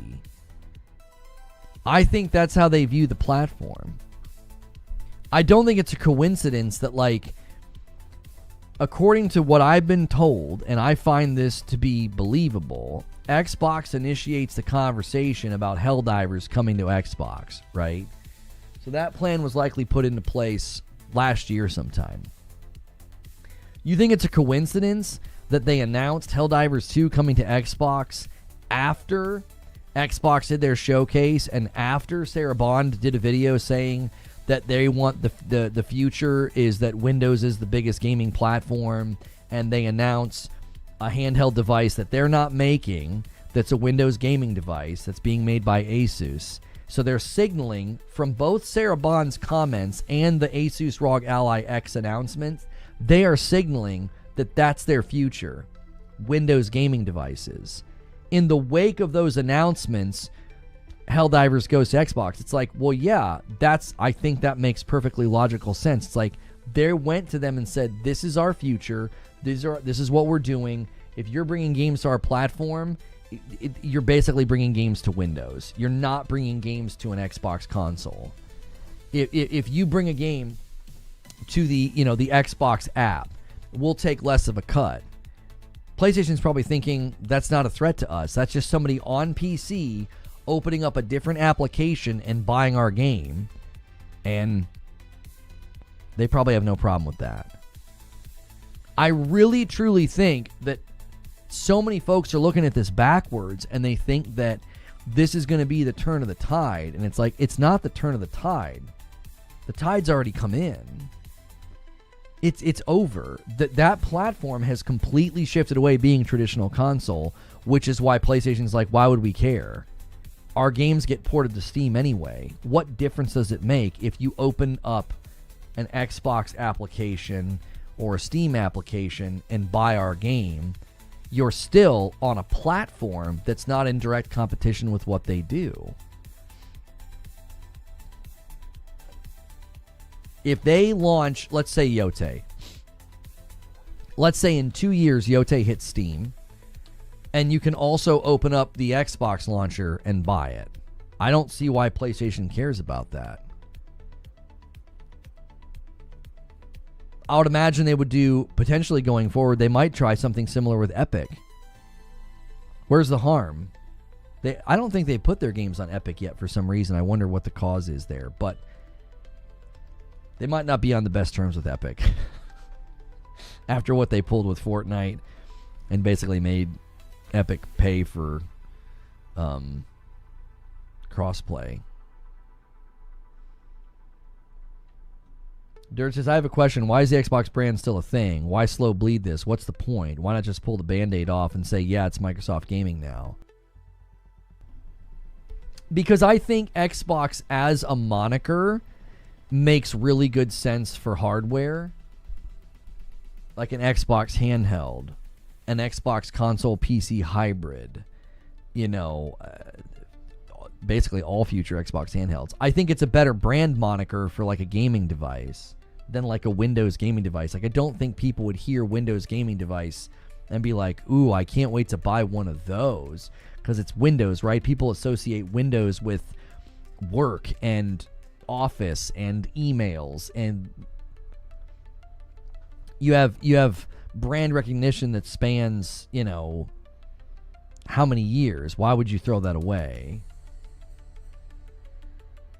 2027 for Fable sounds like a PS5 release on day one. Special Nick made it sound like they're just having issues. We don't know what the issues are. Which I'm remembering all the conversations about the leaks and the rumors that they were having issues with the engine because they're building Fable. I think a lot of people forget this. They're building Fable in the Forza Tech engine, and we heard early on they were having difficulty. And now the game is delayed. We're hearing rumors it could get delayed again, and it's that they're having difficulty with it. It's just like, thank you, Perfect Image, for 21 months on a gifted member tier. Hey, Reforge, how are you?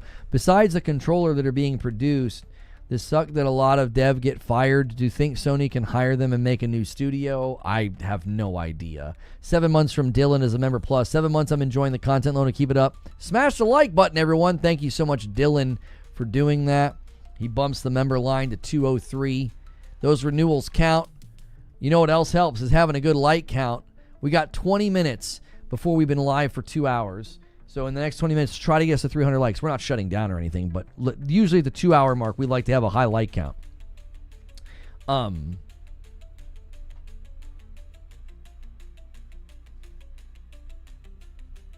Might be a launch for their next gen in 2027. Yeah, I don't know if they're thinking about that in those ways, though. Like having launch titles, I think their entire outlook on hardware has just shifted. I just don't think that's a concern.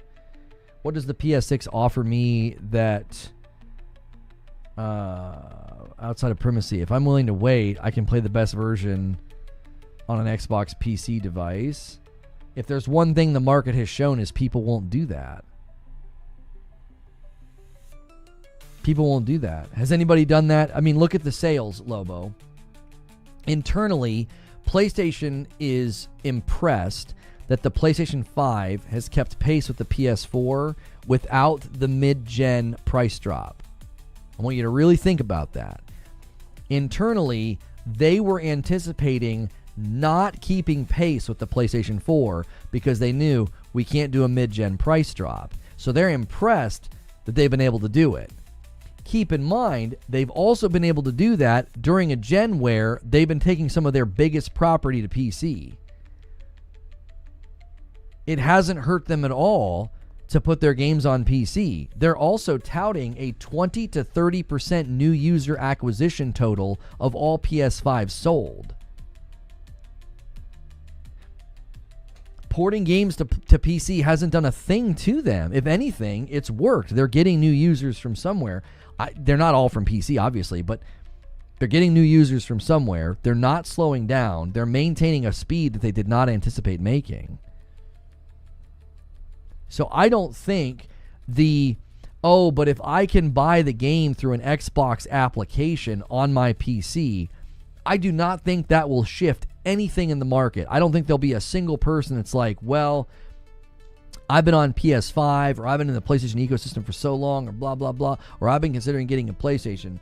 Well, what I'm going to do now is I'm going to buy a completely brand new device where I am going to start my library all over again. Now, if they're with Xbox or if they have a Steam library, it would make sense to do that. But I don't think the average person is going to be like, well, I was going to get a PlayStation, but an unknown amount of time passes before their games go to PC. I'm willing to wait that unknown amount of time. The psychology of that is so backwards because, okay, think about it. When you go to get in line for a ride at like Disney World or Cedar Point or whatever, they have that little thing that says about how long you'll be in line. And that helps you when you're in line. You're like, okay, it's only about 45 minutes. Now, if they had a sign out front that said, who the F knows, people would be like, why? Oh, what? I don't want to stand in line for some undetermined amount of time. People in line are like, yeah, sometimes it takes 2 hours. Sometimes it takes an hour. We don't really know. Let's all stand in line and wait. That's not compelling to people. Like, you have no idea when Yōtei is coming to PC. You have no idea when Death Stranding 2 is coming to PC. Will they come to PC? Yes, it's very likely. Do you know when? No. That's not going to do anything in the market. Consumers are not going to be compelled by that. Well, there's an undetermined amount of time. At some point in the distant future, we'll get it.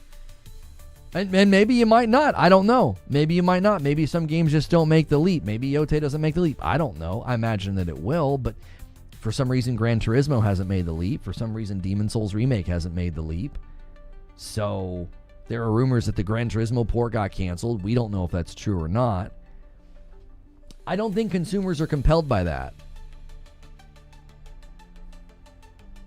I don't think they're compelled by that. Well, why would I buy a PlayStation 6 so I can play the third Ghost of Tsushima game on its launch date? I can wait some unknown amount of time and play it on this device over here. Think about it from this perspective. Let's say the Xbox console hybrid comes out. It's at a certain power threshold. It can hit certain, frames per second and certain resolutions, certain ray tracing features, what have you. Okay? And you buy it, and a year later, a PlayStation game comes out, and you're like, well, I'll get that game at some point in the future. How do you know at some point in the future when it shows up that your device is already not somewhat behind some of the things they're going to leverage on the PC, and you now get less of a value when it finally makes the jump? We don't know what the power of this alleged console PC hybrid is. So every time a year passes, there's the potential that your device is getting further and further away from the top of the line because you bought essentially a PC. Do you understand the difference? You know when you buy a console that I know PlayStation is going to make games for PlayStation. Every year, I'm going to get games like Yōtei, developed for this hardware. You're going to buy a device that 2 or 3 years later, games will not be developed for that game's particular power threshold, and you might not get all the cool new features because you bought a PC. You bought something that basically then is stuck in time, which if you're fine with that, great. But you're talking about consumers saying, I'm going to buy this device. The games will not be made primarily for this device. They'll come to this device at a later point. I have no idea when. And at that point in time, I have no idea what my power threshold will be considered in the grand scheme of things. 2 years go by and you finally get a game. 3 years, 4 years, you're like, yep, give me all those PlayStation 6 games. But as the gen progresses, your box is weaker by default. It's not a console that's being prioritized by a developer. Do you see the distinct difference? I know when I buy a PlayStation 6, 4 years into the gen, 3 years into the gen, I know that I'm still going to be getting studios from PlayStation building games for that system. You can't say that about this alleged device because it's not a priority at that point. It's an additive market where they port the game over later, an undetermined amount of time. None of that will compel any large quantity of consumers to make the jump. Nobody's going to be compelled by that. Do you want to buy this device that's not prioritized, not primarily developed for, gets games later at an unknown amount of time, and by the time that happens, you might not even be considered the strongest thing in the market, which means you might not even get some of the cool new features? Don't you want to buy this thing and wait? Or you can buy a console and not wait. Consumers make the easy decision in that equation. They're just going to buy the thing that lets them play right now. Have you ever known consumers to be patient? Do they like waiting? Have you ever been in a retail environment? Have you ever been in a fast food store? Have you ever been in a theme park, an amusement park, a fair? People don't like waiting, especially when they don't know how long they're going to be waiting. Do you want to know why on airplanes they always use phrases like, it'll be a little bit of a wait, it'll be a tiny delay? They're trying to set your expectation without giving you a precise number. They don't want to give you a precise number because then you're going to say, hey, this is, you told me 10 minutes and it's been 12 minutes. This is ridiculous. I've waited for too long. Well, that's why they give you like a very generic expectation setter. Well, they'll say, well, it's going to be a tiny bit of a wait. It's going to be a little bit of a delay. People don't like waiting. So I really don't think that there's any concern here from PlayStation's perspective about like, because the other thing they haven't done is they have not outlined a particular time period. So you can't even, as a PC user, you can't even make a guess, because you might get something really fast like Spider-Man 2. That was like 15 months. I think that was the fastest port so far. There might have been one that was faster, but 15 months. And it was a bad port. It took a while for them to fix it. I don't even know how long, like a month or something. You could wait 3 years. You don't know. Especially, this is something else to consider, the PlayStation 6 is going to start to play a role here. It's going to start to play a role. If they want people buying PlayStation 6 and PlayStation 6 launch titles, and they're hoping to maybe convince some of those folks from PC land to come over, that's going to play a factor in the timing. They might say, no, we're going to make them wait a little bit longer. Oh, no, let's not move that one. We don't need to do that one right now. We already did, Tsushima. Let's just wait on Yōtei. We don't need to. Like, the PlayStation 6 will play a role as well in their strategy of, let's wait. Let's try to capitalize. Think of it this way. We know they like to do this around the marketing of the sequel. They did this with Ragnarok and God of War coming to PC. They've done it with a couple of the titles. So it stands to reason you could wait longer for Yōtei, because maybe they're trying to time the third Tsushima game with PlayStation 6, and they want to have that marketing in its sort of flow state. That could mean you wait longer. If you're okay with waiting, nothing I'm saying matters. I think to the average consumer, everything I'm saying is a huge turnoff. I don't want to wait that long. If you hear your friends raving about Yōtei, are you really going to be like, well, I'll wait. I'll play it in 18 months? 2 years? I don't know. But you don't know. Brap Podcast mentioned it before. Both Xbox and Sony look at games on a case by case. Xbox maybe can justify nearly all games to port over, but Sony probably is selective and depending on the game. Oh, and the timing, and when is Nixus available. And, like Ragnarok was able to come faster. They changed things in the pipeline of development. They did an interview where they indicated that when they brought God of War 2018 to PC, they learned things and they changed elements of their pipeline for Ragnarok. It depends on what I'm waiting for. I'll wait for Ghost. Going to be hard waiting for God of War. Right, Jake. And I think that's what they're hoping for. They're hoping that there's a game, there's one that you have a hard time waiting for. I think that's what they're banking on. There were people in this community that did that with Ragnarok. They just didn't want to wait. They couldn't wait. They bought something for Ragnarok. They did it with Horizon as well. There are people in this community that are like, I am not waiting. That looks too good. And I want you to imagine the PlayStation 6, what it'll be able to do compared to what the Pro can do. So I'll get to your guys' questions in a minute. Thank you for submitting questions. The Q&A, we can kind of resurrect this as something we do, right? I want you to think about what the Pro can do right now. Just look at Assassin's Creed Shadows, how it was praised by Digital Foundry, global illumination, great resolution, great frame rate. Now imagine what the PlayStation 6 can do. That's going to be a very compelling offer to people. You want to play a launch title, God of War, on the PlayStation 6 at the thresholds they're probably going to be bragging about? Or do you want to wait? I'm telling you, people are going to be thinking a lot differently. They're already thinking differently now. I've seen people say it. I've seen people say it on Reddit. I've seen people say it on Twitter.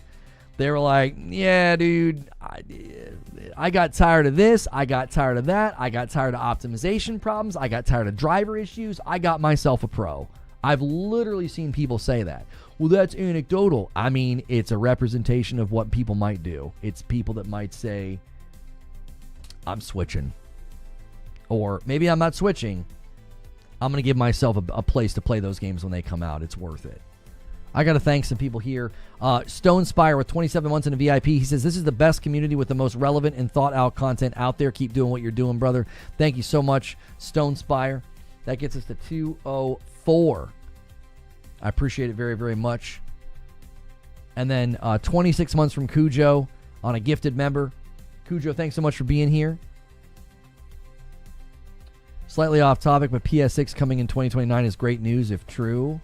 Do you guys remember when I told people that I thought that the PlayStation 6 was going to come late and it was going to be 2028 or 2029 and people thought I was crazy? It sounded like I was right. All right, we got some questions here. Broken Lobo says, in light of Mash's question, does it mean that tentpole Sony titles actually do end up on Xbox devices? Well, this is what I've been saying about this. I feel that Sarah Bond very strongly signaled that the future of Xbox is Windows gaming devices. And I think PlayStation looks at that very differently. That's not a console. That's a PC, basically, to them. They're like, oh, well, yeah. If they look at the handheld market, if they look at the Asus market, the Lenovo Go, and the Steam Deck, they're probably thinking, that's fine. We're not worried about that. What does PlayStation sell? PlayStation sells tech and games that run well on that tech. Do you think they worry about some handheld device that's going to play a PlayStation game on a smaller screen, at lower resolution, at lower performance, at lower fidelity? Is that a concern at all? I don't think it's a concern at all. I argued this on Porterrock's channel. Twitter's not a very good indicator of the overall game market. On Twitter, you see platform warriors fighting for their preferred platform. In the real world, the overwhelming vast majority of gamers don't care about that kind of nonsense. Right. I was just simply stating that you can see people that are tired of dealing with issues, dealing with bad ports. Like the PC guys have had a pretty rough go of it lately with bad ports, waiting for fixes and things of that nature. Thank you, Talika, for 37 months into VIP. Officially been over here for 3 years. Flew by like the wind. Glad to be here. Thank you, Talika. And then Fuzzy with 11 months. Oh, hey, look what time it is. Yeah, guys, check your subscriptions on Purple. Check your primes. You have to do those manually every single month. And I greatly appreciate you guys continuing to support me in those ways. It means a lot.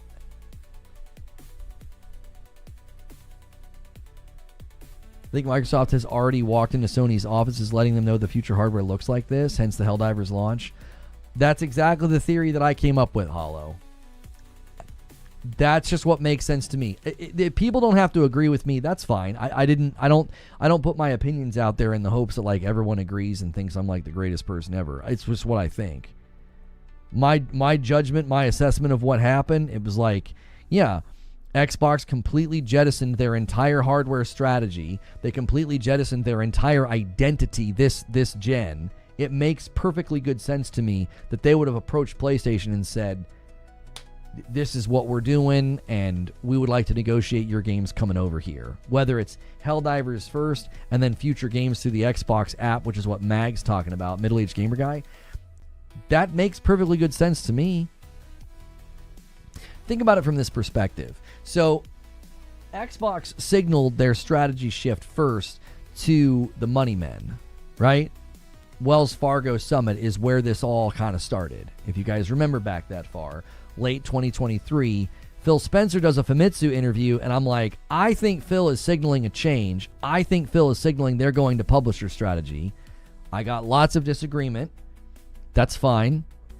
Next month, CFO goes to a Wells Fargo Summit, says what he says. Now, I want you to imagine, in the trajectory of all these changes, the other thing Xbox would do is meet with other gaming companies and have conversations about the future. Like, I don't know, Sea of Thieves coming to PlayStation, Forza coming to PlayStation. That's a discussion that happens somewhere. Okay?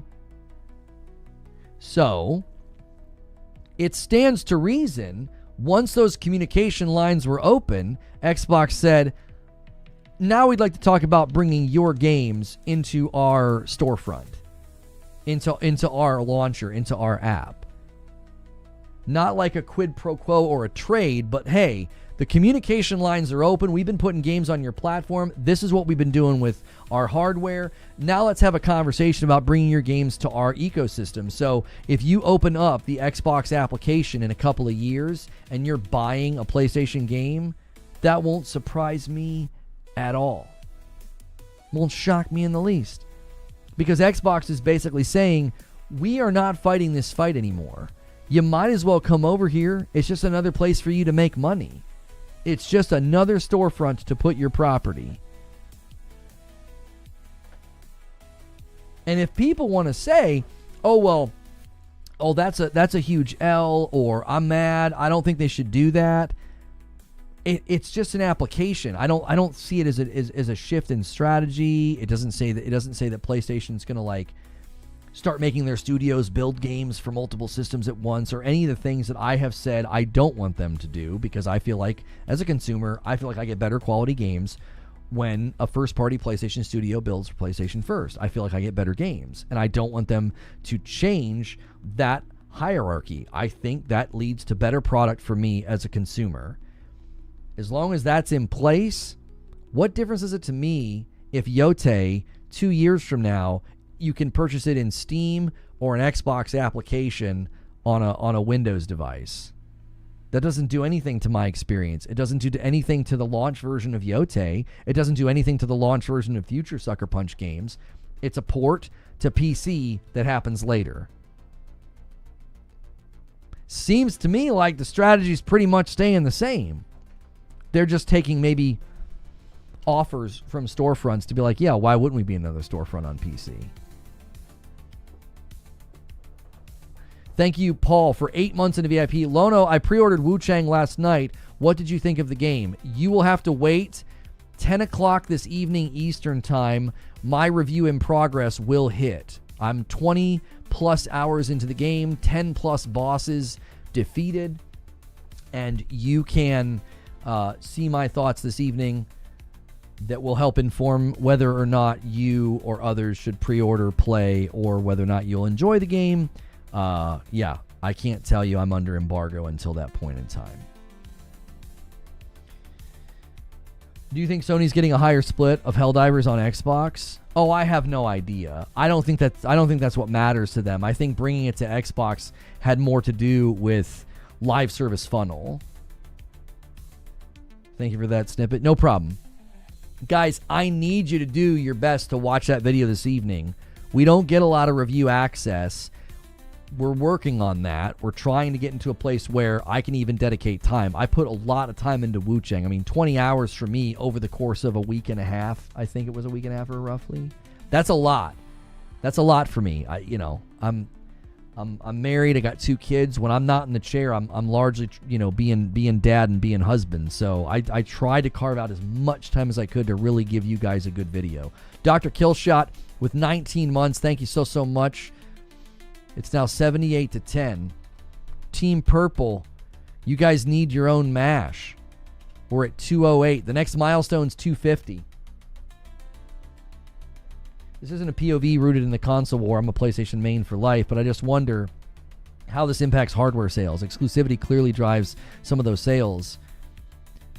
90S a great example.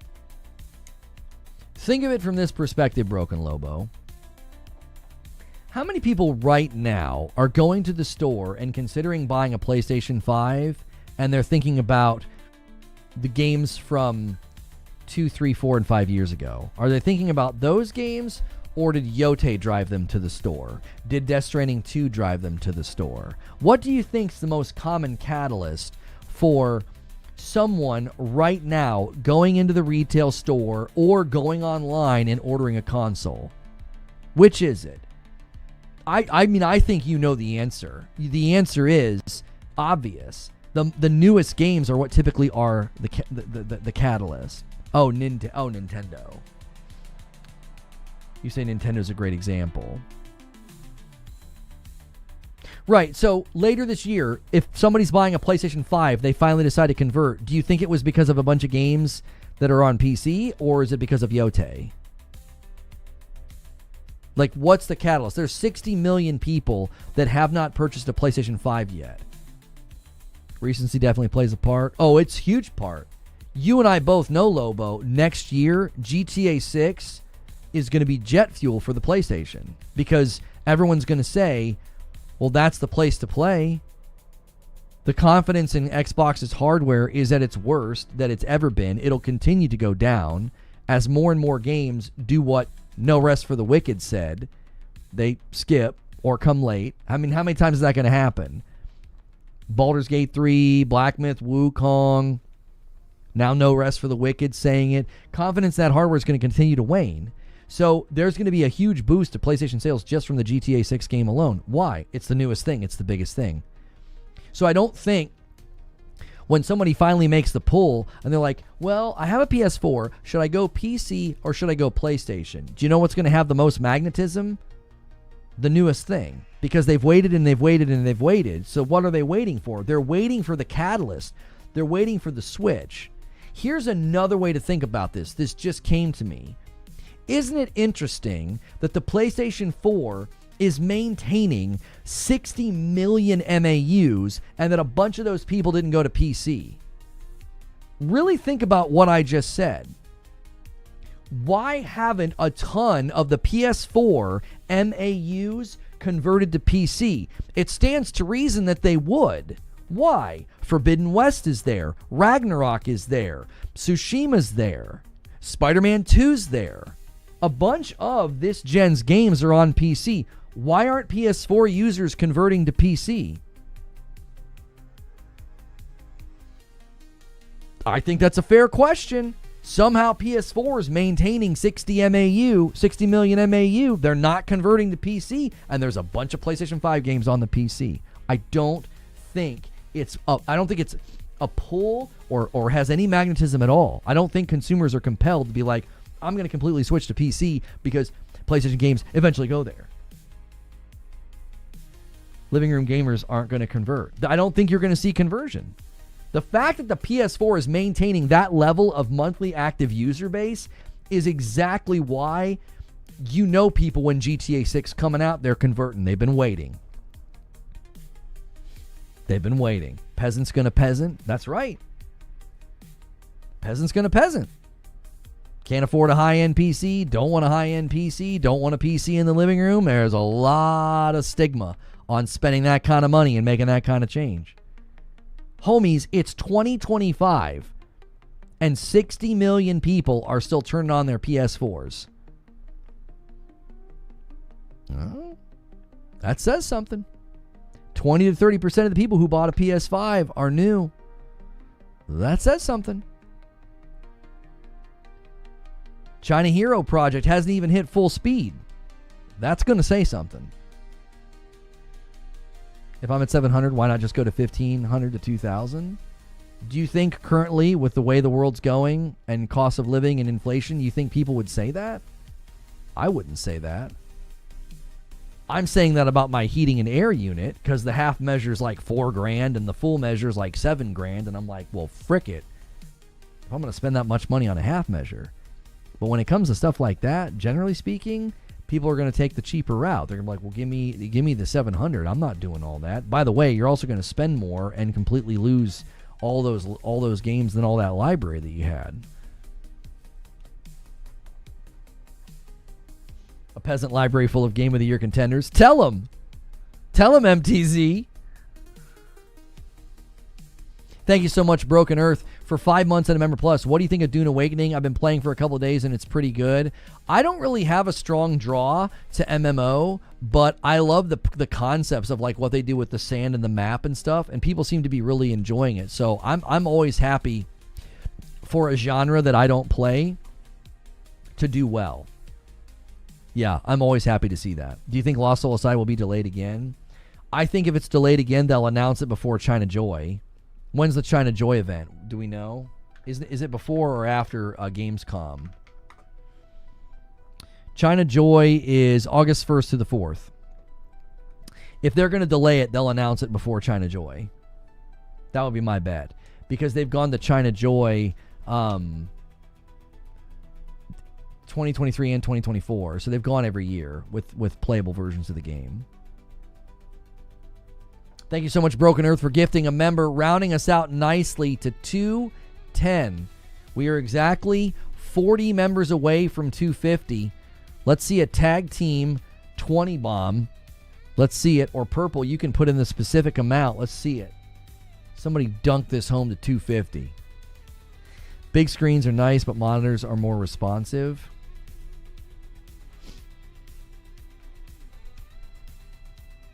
Huh? What are you talking about? Aren't the refresh rates of TVs like perfectly fine now? You can obviously get really, really high refresh rate monitors, but like, aren't the refresh rates of most TVs now in a really great spot? I don't feel like they're like slow. Like if you're playing competitively and you want to go all the way up to the higher refresh rates, sure, but like for the average game, do you really need to go to a monitor? That's factual. I'm asking. It was my assumption now that TVs were, generally speaking, very competitive with refresh rates. Like they weren't like behind. Like you get 120 refresh rate TVs now and stuff. Like I would assume that means they're... I'm not a tech guy. I am genuinely asking. It was my understanding that TVs had basically gotten to the point where like that's not really an issue.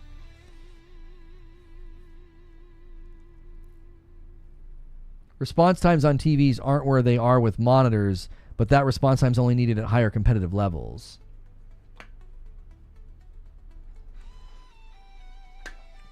Plenty of 120 TVs with VRR. Thank you for gifting a member. Predator, he bumps the line to 311. I appreciate it so much. Those single gifteds add up, boys. And it's now 80-10 in the daily contest.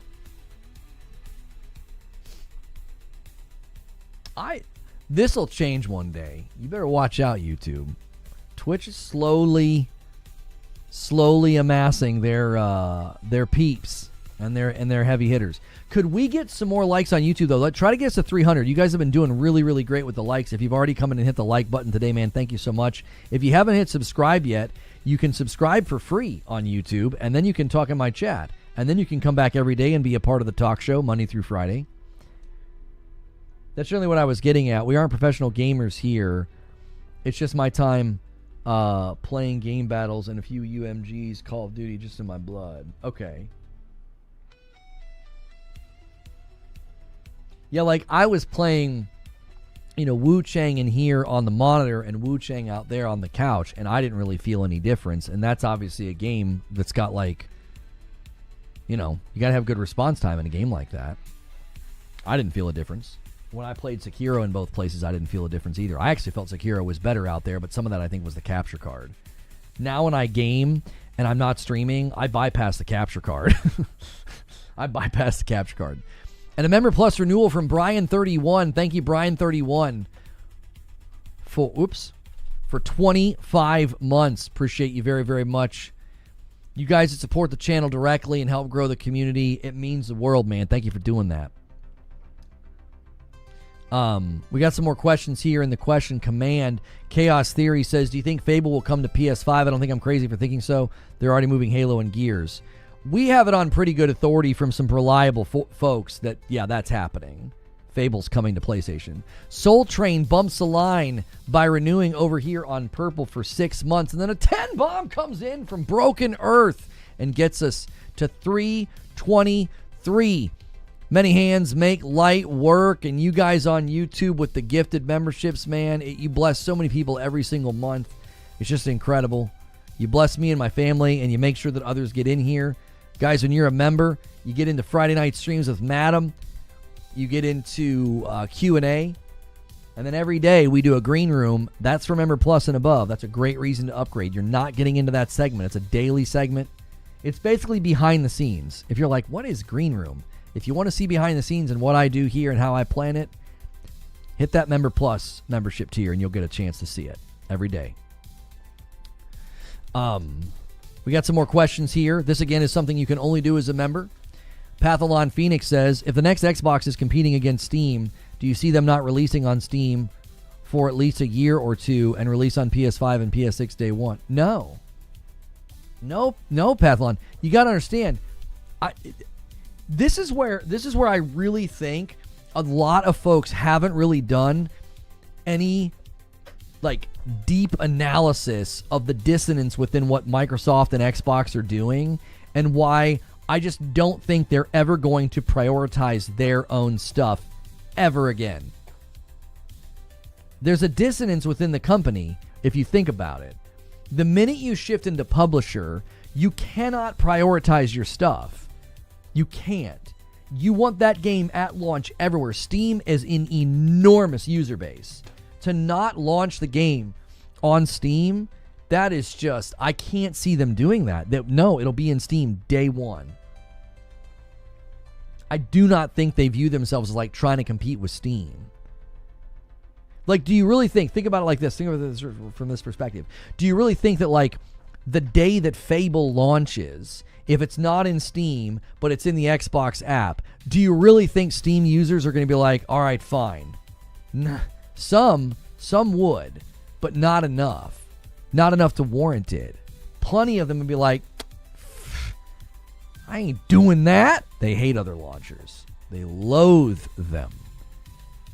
I think what they would say is, this is ridiculous. I'm not buying it. Steam already won. You're just losing money at that point. This is why I feel like there's just a dissonance within the strategies. It's like, well, what are you doing exactly? Are you an ecosystem? Are you a platform? Are you a publisher? Do you know what the driving thing's going to be? Publisher. That's how they make their money. A lot of people haven't thought about this, and you need to. The bulk of Xbox's revenue generation and profit going forward is from publishing. The minute that becomes the leader of the pack on the spreadsheets and on the earnings reports, it takes preeminence. It's the daddy. It is. You're not gonna. What are you gonna do? You're gonna prioritize selling handhelds? You think handhelds? This future console hybrid? The profit margin on those devices compared to the money they'll be making from publishing? Homies, they publish Call of Duty. They own Minecraft. These other endeavors, and this is the fair question, says Pathalon. Well, what's the point of the new console? That's a very good question. If they're just trying to get out of the console sphere, then just leave. Oh, yeah. That's a completely fair question. It really makes you wonder what their hardware future looks like. It really seems like they have a very strong vested interest into letting other people make the hardware for them. And making Windows their primary focus. What's that? That's software. What are the games? That's software. It's kind of like they're doing a software strategy. I don't know where I've heard that before. I don't know who could have predicted this. Who? Like, where? Me. It was me. I did. Like, this is where they're going. A lot of people have said that next box that they're making, the console hybrid or whatever, that people think it's the last one. I think there's good reason to think that. I do. I don't think there's any hate. There's no malice in that prediction. I think that that's a very, very high likelihood. I think they like the idea of having a cascade of access points. Smart TVs, tablets, phones, handheld devices. And guess what those all things have in common? They are not made by Microsoft.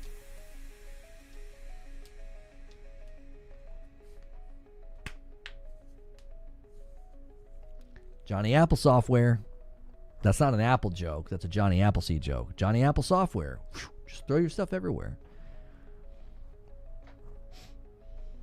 Yeah, I don't think they'd be allowed to buy Valve or Steam, no. I don't think they'd be allowed to do that. That would be, yeah. Handing the largest PC storefront to the largest PC operating system, good golly, that would be not good. That would not be good. They would never sell themselves to Microsoft anyway. I mean, Gabe ain't going to be around forever, so. Hang on. Another question here from Chaos Theory. How do you think cross-gen will last during the PlayStation 6 gen? Example, PS6 launch God of War game, 6 months later PS5 release? No. What in the world? Do you know what cross-gen means? So I'm not sure where this question is coming from because they've never really done this before. So cross-gen means typically your first 2 to roughly 3 years, you're launching games on both the old console and the new. So the PlayStation 5 and the PlayStation 6 will both get the games for 2, maybe 3 years. And then they stop. Talking a lot of crap for a guy that doesn't know what handsome means. Thank you so much, New Soul 9, for 2 months of memberships. They don't want to just be a publisher. As a $4 trillion company, you look beyond that. They want to be the new Valve by owning Steam itself. Yeah, I don't agree with that. I don't think that's what they want to do. I don't think they'd be allowed to do that. I mean, Microsoft may have delusions of grandeur, but there's no becoming Steam or beating Steam. They're too endemic. You can't undo that. You can't. Good luck. I wish them all the best. They couldn't beat Nintendo and PlayStation with buckets and buckets of more money. I don't see how they stand a snowball's chance in hell against Steam. Steam's far more endemic and far more monolithic within the PC gaming world. I mean, listen, if you can't beat PlayStation and Nintendo, you think you have a shot at taking on Steam?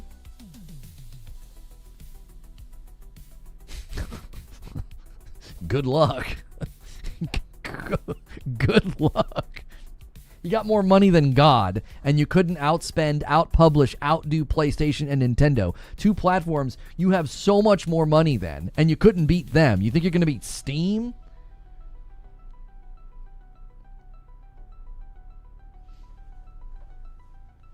It's why I don't think they'd be allowed to acquire Steam. I think that would be absolutely terrible for consumers. To hand that level of control to that ecosystem, to that platform, to hand that level of control to one company would be horrible. And after what Xbox has been doing with studios and closing them and canceling projects, do you really want them owning Steam?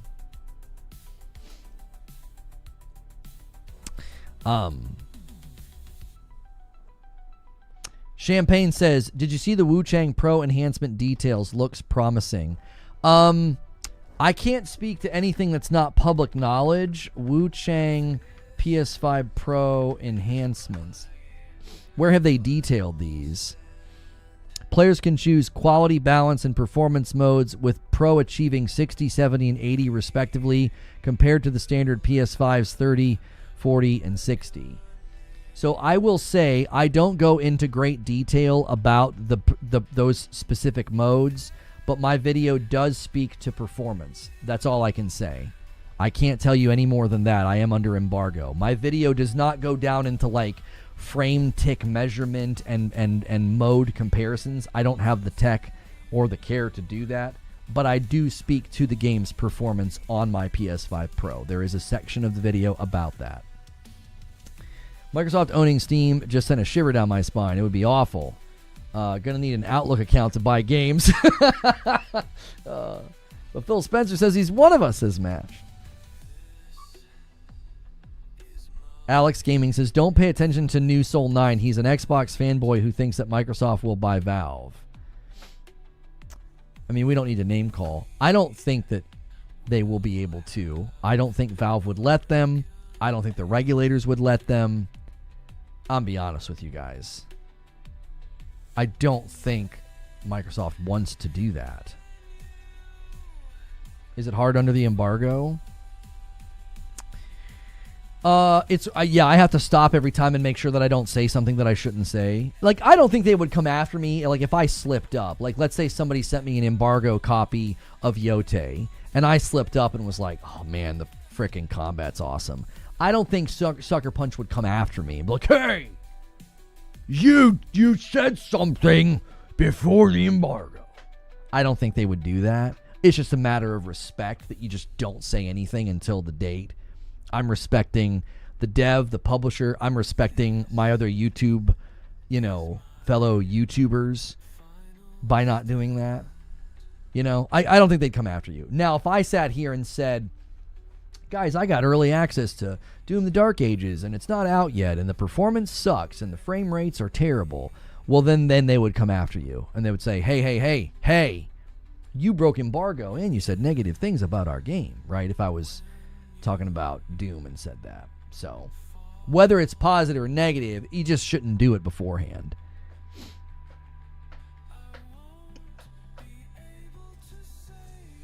Five spot from Chaucer.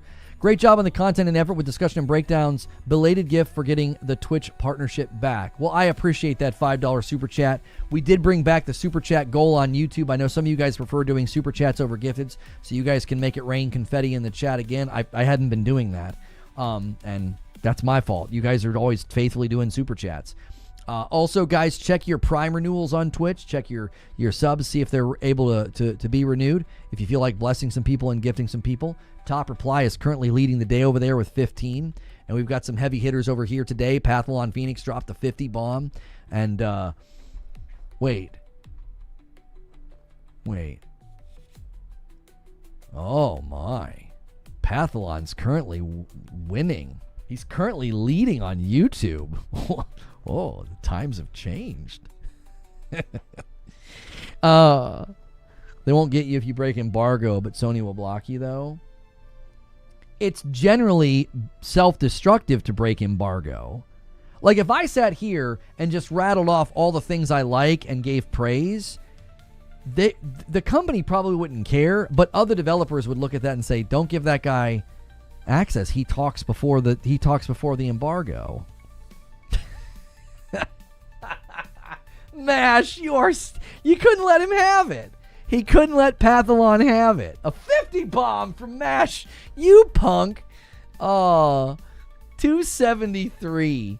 I honestly thought he's gonna let him have it. Pathlon, you're now 20 behind. You're now 20 behind. He's got 70, you got 50. So, sorry, man. I almost didn't say anything. I wanted to be like, Pathlon wins the day. All right, we got to go to green room, folks. Like, not give him a chance. The embargo system only works if everyone sticks to it. They have to police it or it's free for all. For sure. Yeah. In general, it's self-destructive. Lona's instigating. Oh, you better believe I'm instigating. I'm trying to get Purple to play.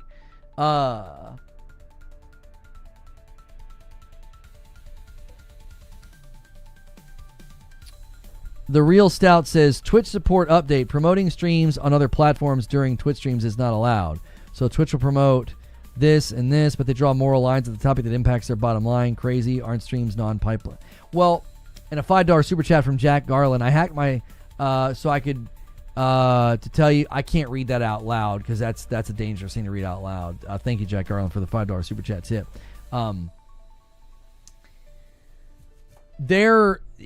not going to comment on the type of content that shows up on Twitch and get like on a moral high ground about that.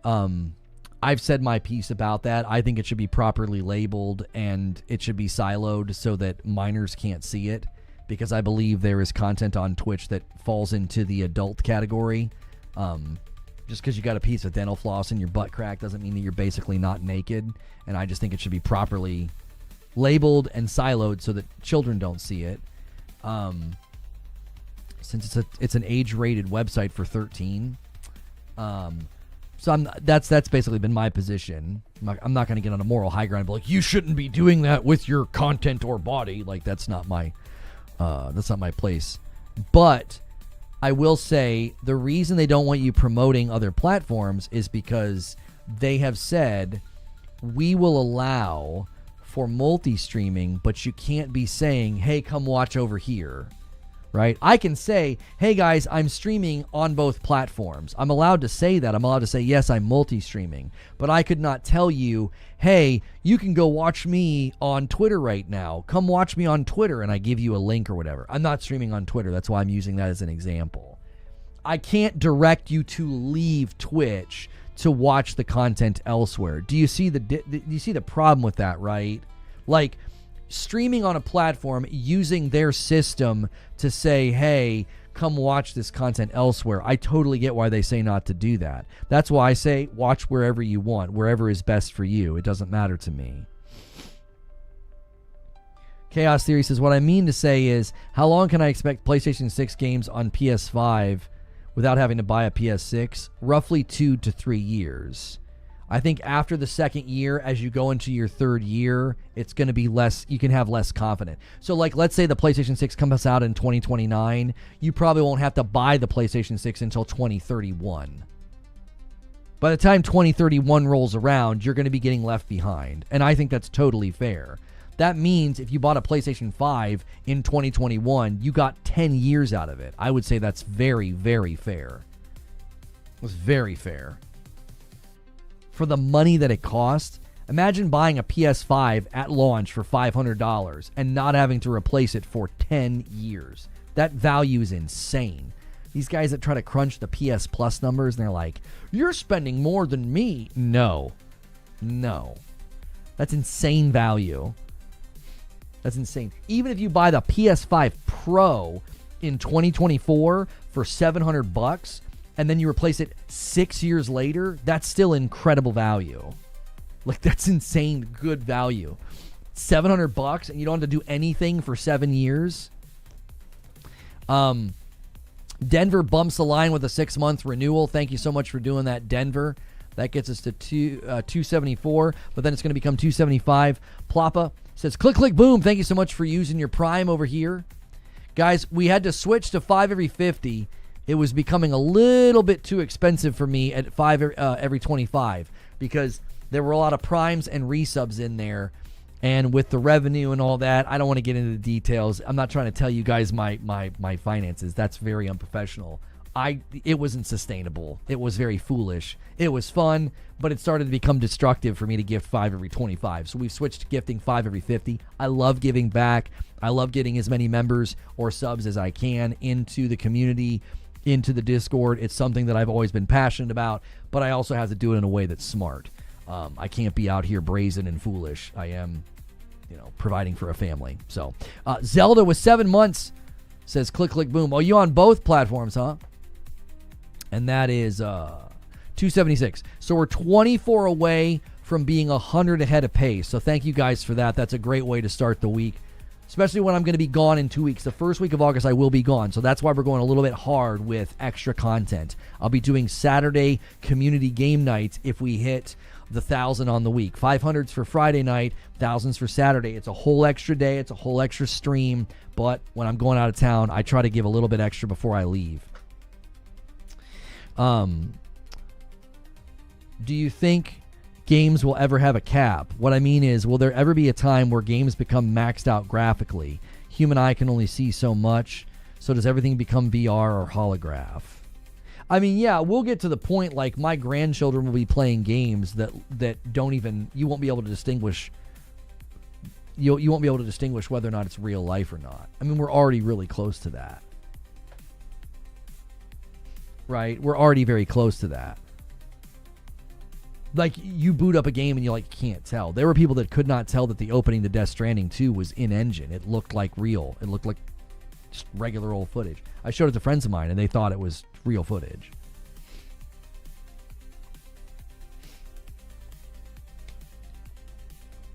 I think we're very, very close to, my grandchildren will boot up a game and hey, somebody ordered some coffee Mile High with 2 bags of dark roast. Thank you so much. So yeah, I in Mile High with the VIP renewal as well. I have nothing to say. Order some coffee, y'all. Yeah, that's on me. I don't promote the coffee enough. I've got to get in the habit of pulling it in the frame. I've got to get in the habit of showing it as well.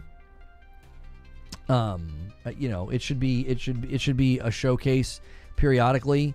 This is a great way to support what I do. Go to reforgeroast.com and you can get Best of Both Worlds bundled. The Frickmas bundle is still on sale. We've got that marked down significantly. And then all the way down here is the Triple Threat, all 3 coffees for $49. We've got that discounted as well. This supports me and my fam just as much as everything else that you guys do for me does, and this gets you some, great coffee as well. It's got balanced acidity. If you've never tried coffee like that before, go to reforgeroast.com. You'll get a little drawing and thank you note from my kiddos. $5 super chat from Mile High says, may as well complete the trio. So Mile High orders the coffee, renews the membership, and does a super chat. We're now at 3 out of 5 on the super chat goal.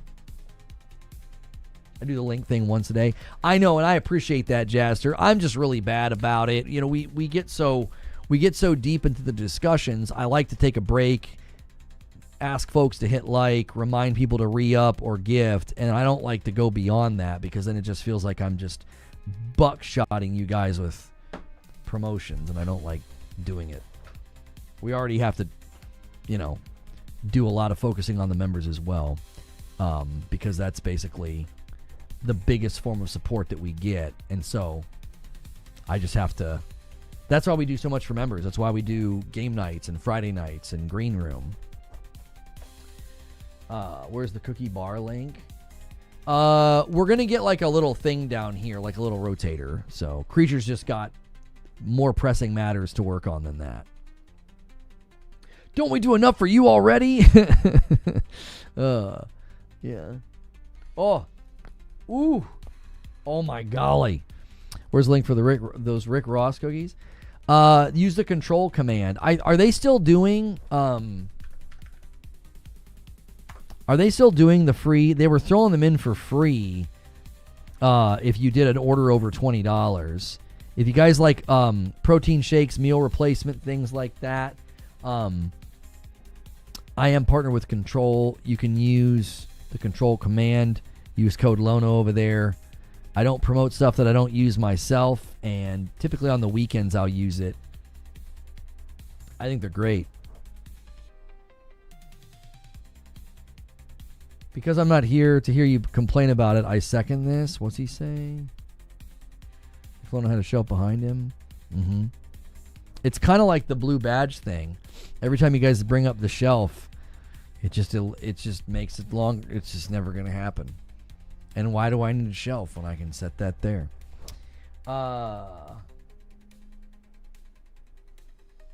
Balanced acidity. That's right. It's all about the balanced acidity. That's right. We need a shirt that literally just says balanced acidity. I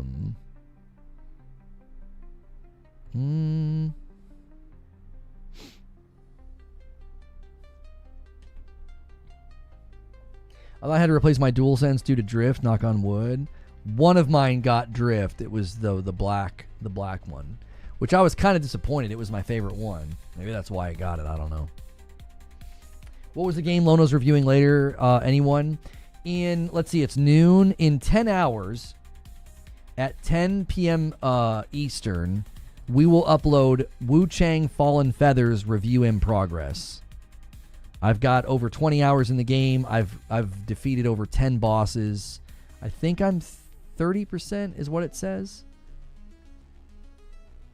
So, yeah, anytime you guys want to support, there's descriptions, the links in the description, right? There's an Amazon link. It doesn't give you a discount or anything, but using my Amazon affiliate supports me. I wear glasses from Gamer Advantage. I'm partnered with Control. I'm partnered with Sprecher Soda. Into the AM t-shirts. Well, this is not an Into the AM t-shirt, but the best way to support is to hit subscribe for free, hit like, and be here every day. That's the best because that doesn't cost you money. That just costs you time, and I try to make the content worth that. Beyond that, the second thing to do that is the absolute most helpful is to pay for your own membership. And YouTube folks, that's very foreign. They typically are like, no. That's why we have a lot of gifting incentives, and a lot of you guys get gifted members. Noon, it's 6 p.m. or 1800 for us normal people. Yeah, it's noon right now, my time. Yeah.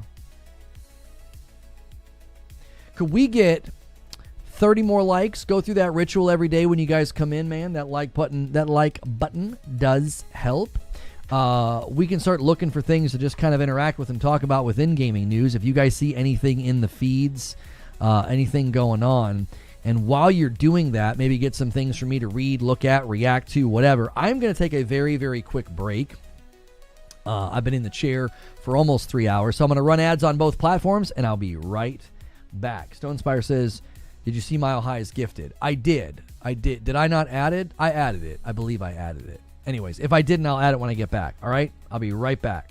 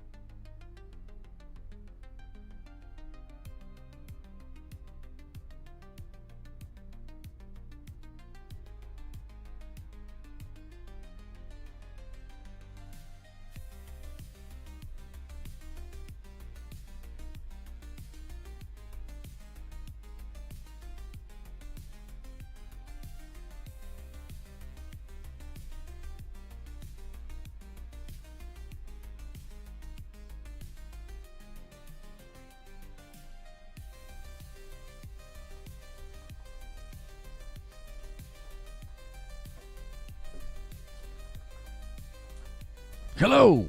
Ubisoft just confirmed that the first Assassin's Creed Shadows DLC, The Claws of Awaji, will launch in Q3, August, September, and October. This year, the game now surpassed 5 million players. Oh yeah, somebody asked me about the delayed game. No one talking directive. Yeah, let's look at the official announcement. I'm kind of bummed. It looks like that game slipped. It looks like that game slipped. Bummer that has happened.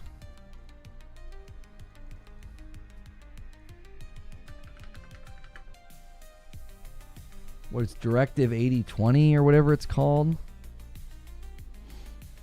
We've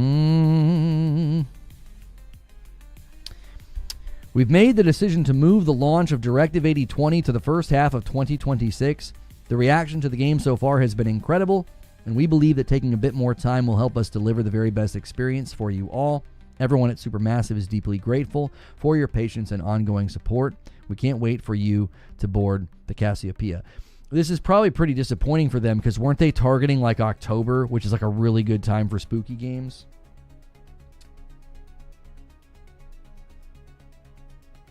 What's this update on Starfield? Did this just hit? Thank you, Stonespire. Oh, I see what Stonespire's doing. He wants another one. This man's greedy. He just dropped 3 singles in a row. We are exactly a 20 bomb away from 300. Who wants the glory? Who wants it? Who wants it? If somebody does it in the next 60 seconds, I'm going to match it. You got 60 seconds. Okay, Starfield just announced this. Starfield update.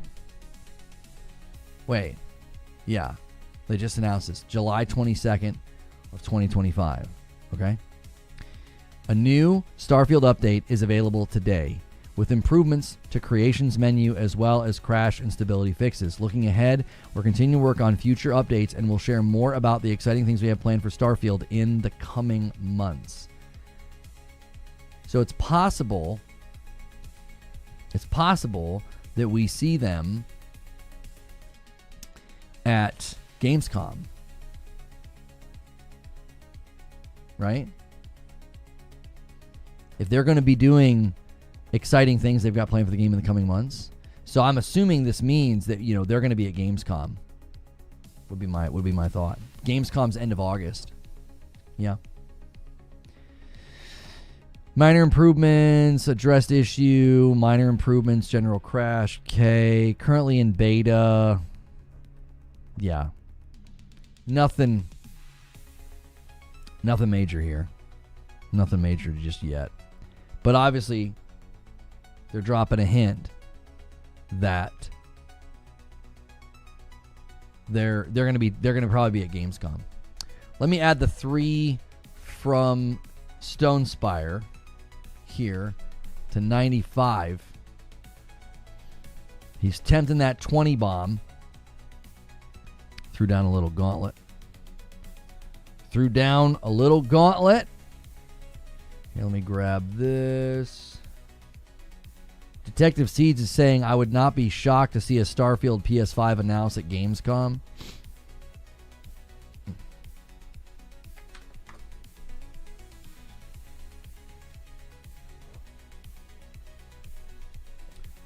I'm an hour behind, but did you see the new Mafia trailer?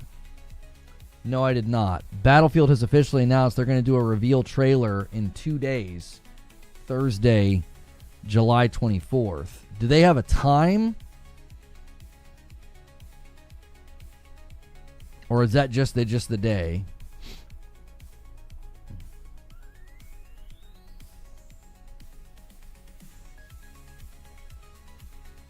Mafia, the Old Country, the Family Code.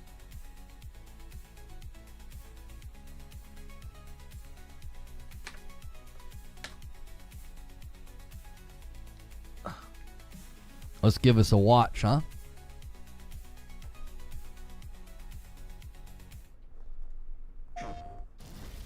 Now we must send a message to all around that Torisi takes care of his family and his affairs. That contains gameplay and cinematics captured on the PlayStation 5 Pro. Torisi takes care of his family and his affairs. Will you do that, Enzo? I will.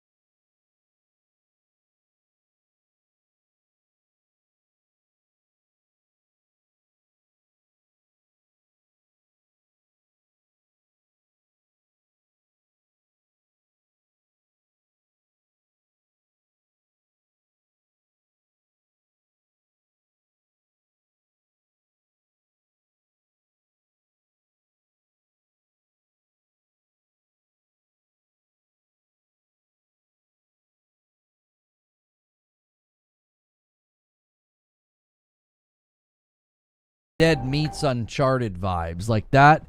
I think it's looked better and better every time they've shown it.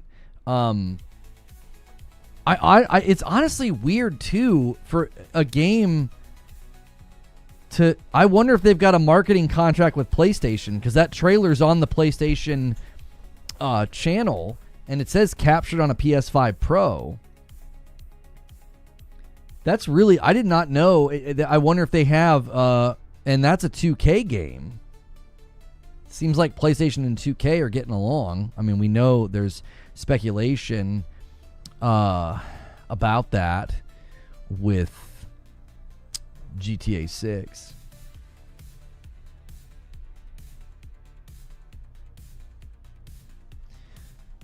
PS5 Pro is pre-order July 22nd through the 24th. Berserk Boy? That's like a Metroid. Not that Metroid. Sorry, a Mega Man style game, isn't it?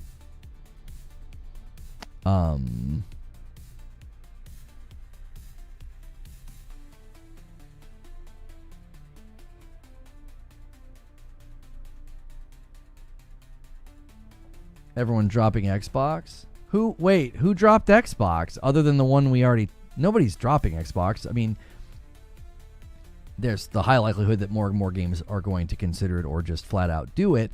But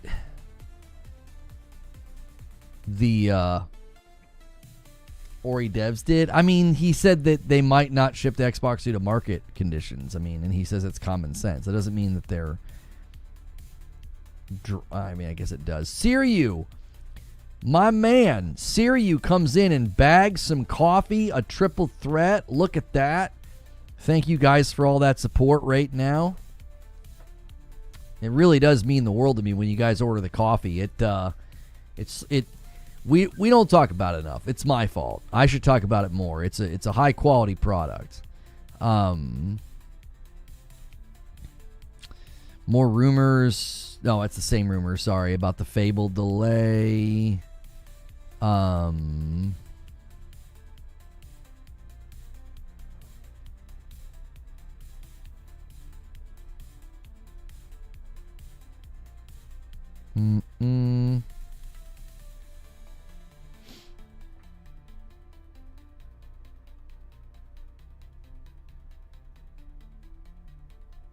Speculation, I mean, GTA 6 was literally captured on the PS5 in the trailer. Do we really need confirmation? That's right. I forgot that that's in that trailer. Okay, let's see if we can get a time for the Battlefield trailer. Wait, okay. Yep, here we go. 10:57 a.m. Okay, that's Thursday, July 24th. They've got it scheduled right now. So we will probably watch this, react to it, and give our thoughts. That's 11. Yeah, Battlefield 6, their reveal trailer, this July 24th. This is probably at 10:57. It probably has a 3-minute countdown, would be my guess.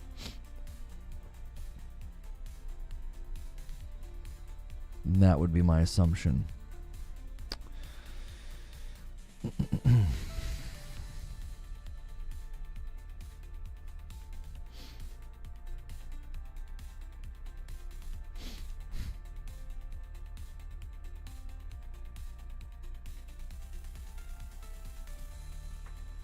XKO closed beta announcement.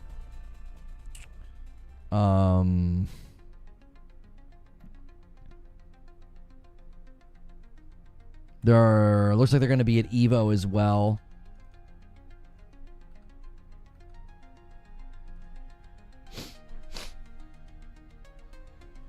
The chat crashing Chrome is exhausting. Yeah, if you think of it, you just toggle in and out of live chat, Zuby, and it fixes it.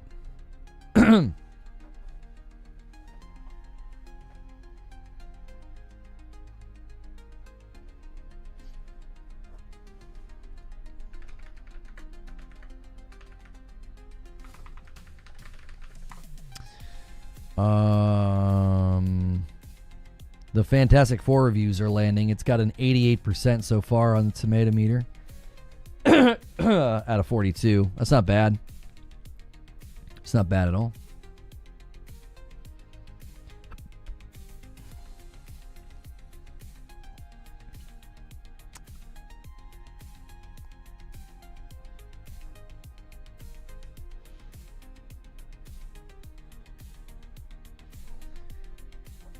For my last question, I meant to say, how long during PS6 can I expect to get PS6 games on my PS5? I answered you. I don't know why this keeps happening. I said roughly 2 to 3 years, so that the PlayStation 6 comes out in 2029. You likely won't have to buy it until 2031. For all of 2029 and 2030, you will likely see games still landing on PS5. Had a whole conversation about that. Had a whole conversation about value. If you bought a PS5 in 2021 and you don't have to buy a PS6 until 2031, that's 10 years.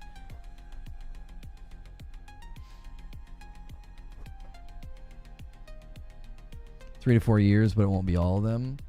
Yeah, I generally think about this 2 or 3 years in is about how long you can expect. Hoping the third-person mode in Avatar gets people to play the game. It's the prettiest game I've ever played on ultra settings. I've told people that it was one of the prettiest games I played at the time. And I tweeted this. I said, listen, if this game would have launched in third person, I think it would have gotten better reception. I think it would have performed better because, it's good, Wheezy. It was too easy to just be like, yeah, it's Blue Far Cry, because that's exactly what it felt like. But in third person, it would feel more like Horizon adjacent than Far Cry adjacent. And I think that changes the experience. I do. I really do. I think my most memorable moment is when I got the mount. Why? It was third person. It felt like I was in the world. It felt like I was experiencing Avatar. Marvel Tokone Fighting Souls will be playable at EVO 2025. Man, that game's gonna make some moves.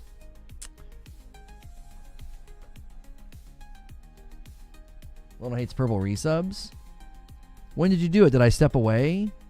Oh, 2 minutes ago. I'm sorry. I had it closed because I was looking at Twitter. It's 18 months. Old man yells at clouds. Thank you so much, Wheeze. Sorry about that.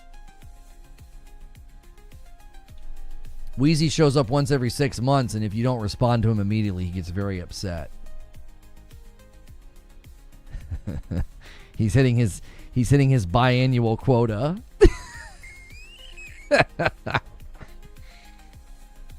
Thank you for 18-month Wheeze.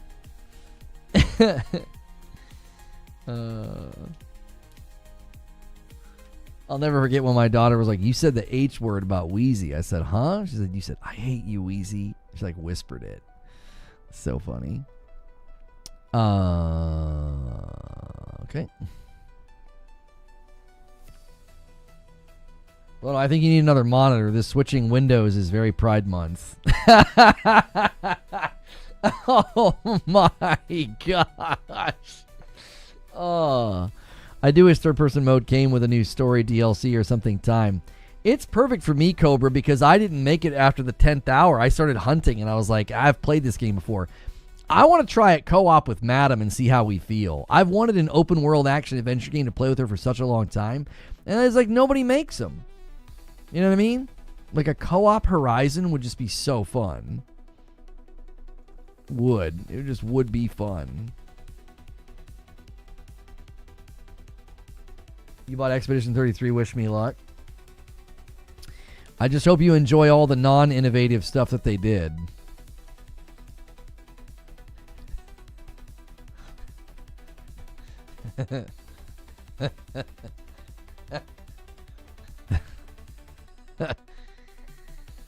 Does Avatar have a co-op trophy? What does that even mean? We debated earlier whether or not you could say the game was innovative because of what they brought to the turn-based combat, and many people said it was innovative, and other people are saying, actually, they've had those mechanics in other turn-based games before. It's a throw. It's a callback. It's a joke callback.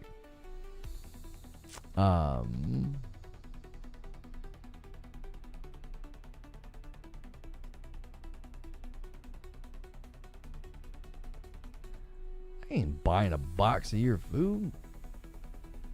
Send it to me. If it's a good game, I kind of don't give a crap. Well, I mean, we were just discussing the way people are talking about it and the way people are praising it. Oh, it looks like people are now undoing. It looks like people are now undoing their reviews on Rotten Tomatoes. It now says there's only 14 reviews and that they're all the other ones, they're all gone. That's interesting.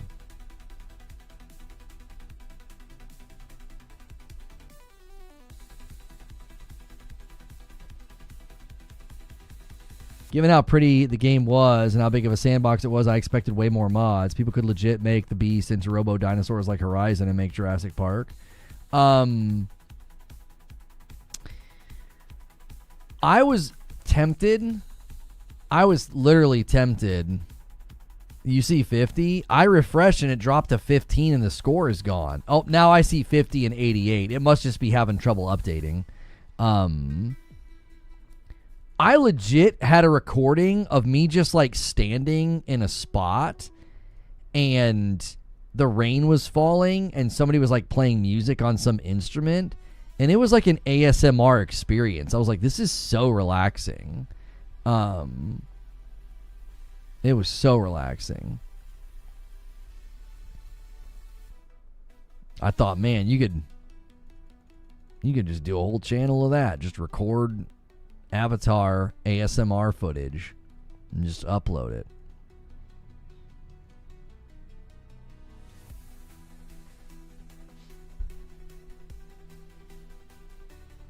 Expedition 33 is your game of the year pick. It's my current pick as well. I'm halfway through Death Stranding 2, and I don't think Death Stranding 2 is going to change my mind, but we'll see. ASMR. I was going to call it Avatar SMR. Kind of rolls off the tongue. I always have these ideas, and it's like, yeah, there's no time, and with the way YouTube works, you launch a channel and it's not optimized, so frick it. It doesn't happen.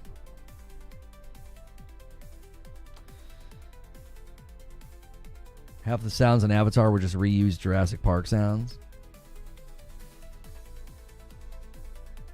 It had some Witcher components as well. You'd be wandering in the forest and see random avatar and would turn into a random side quest. I was having a great time until I tried to hunt a couple of things and they would run away or I would kill them and not get the appropriate level of stuff to drop. And I was like, I've frickin' done this before, and I shut it off and I never went back. Avatar sound design in the game's insane. It's nuts, especially when the rain falls. It's absolutely nuts.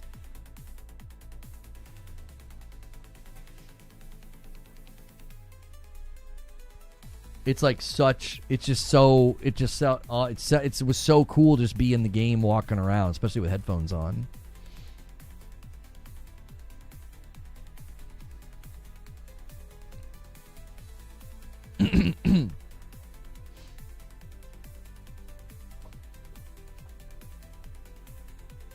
Is it popular? I mean, it's popular in a lot of ways. I don't know if it's popular in like the people like it kind of way. You know what I mean? I think people enjoyed them, and then, you know, that was kind of the end of it. It was like, I don't think anybody's like,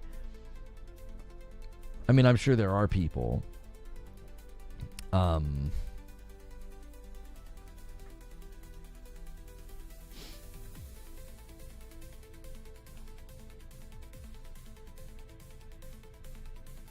That are like diehard Avatar fans, but I don't know if I've ever met one. I've met people that like the movie, they remember seeing the movie, but I don't know if it's like got fandom. I mean, I think everything probably has fandom, but there are tons of hidden things called Ubuntu or something that you need to unlock. It's like a hidden graphic mode higher than Ultra. I was blown away. Could see draw and leaves from far away.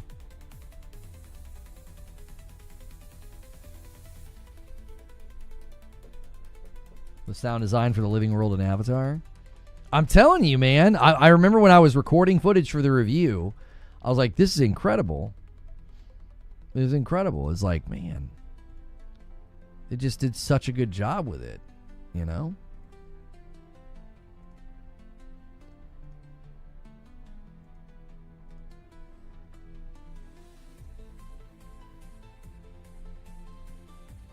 Unobtainium.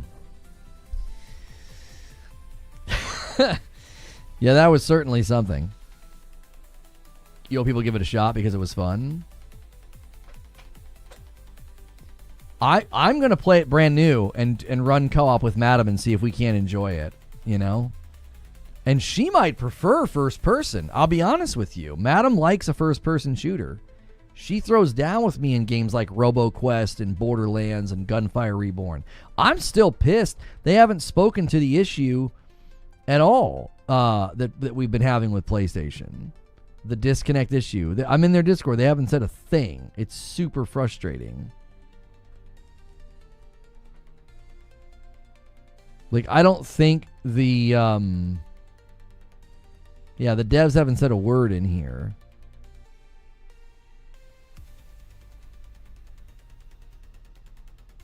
It's super frustrating. What's the issue with PlayStation? My wife and I in RoboQuest, we would commonly get 40 minutes to an hour into a run and she would just disconnect from me, and it made no sense.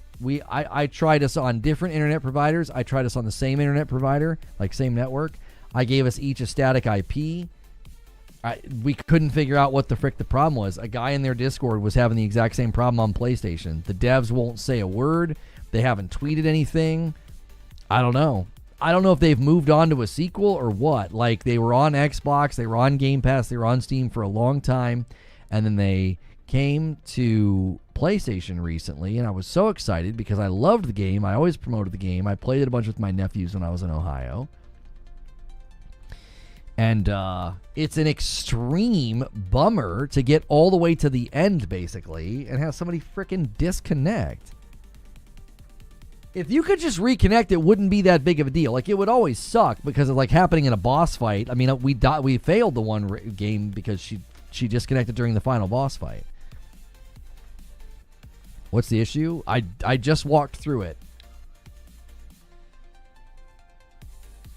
And we can't figure it out. And I went into their Discord and people are like, "Oh no, it's never really happened to me." I went in there and a guy described the exact issue. He said, has anyone had connection issues? A friend and I keep having connection timed out. We had that problem, and then we got it fixed. We got in. This one here, connection to co-op lost again. I play most nights with a friend, and we get disconnected at least once, and tonight we've been disconnected and cannot rejoin. It just spins and says create session. This guy says creating a session ID on PlayStation does not work. We tried resetting, quick runs, disable cross-plat, nothing works. My roommate and I have had minimal ping and 2 gig speeds, both on LAN. Both of us land in. Last update. If you try and create a lobby, stick with session creating, and then go to start game immediately, you get stuck in a black loading screen. And then I responded and said, my wife and I stopped playing. We would be near the moon or on the moon, and she would get disconnected. I've tried everything. Both on the same network, both on different ISPs, static IPs, not using engineers. I heard too many drones can cause issues. It seems to happen in 2 instances. In the battle rooms with the red bar at the top because too much is going. And then coming out of the green, blue, and red ticket rooms into the main area. That's like a late stage area. And when we would come out of those rooms, she would drop. Yeah, they mean land like hardwired in. It's what they mean. So that's 2 guys having the problem, and they're in completely different cities and playing on completely different internet. We're in the same dadgum house. Same network, it happens. Different ISPs, it happens. It's super frustrating because it's such a fun game. We were really vibing with it. We unlocked a bunch of stuff, and we were pumped. We were like, man, we're starting to get better. We're starting to get better. Well, the problem is you get better, you get further. That's when it happens. We've unlocked almost the entire skill tree. We finally unlocked the last guy, the Elementalist. There's like different robots you can play as. I think we've got almost every item except for like the grappling hook and like one other item. So the biggest reason my wife and I enjoyed it is because they added difficulty options and we lowered the difficulty. I thought the difficulty scaling in it was really bad, actually. I would play it with my nephews. We would get to the second area and we would just get obliterated. They basically set it up to where until you really start to level up your character and start with better guns, stronger guns, more currency, you're just going to be too weak. And I'm like, I don't like when a rogue does that. Yeah, Myco Punk looks pretty good. Yeah, I've seen Nova Echo Point. I've covered Nova Echo Point as a game for your wishlist and radar. I've covered Myco Punk as a game for your wishlist and your radar. Nova Echo Point is not, I don't think, have they talked about a console release? No. They released it in September of last year. It's got an amazing score on Steam. It has a 97% on Steam after 5,000. It's an online FPS co-op exploration shooter. And it's just cool. Titanfall meets Doom. Yeah, Echo Point Nova. I already know of these games, and Myco Punk as well.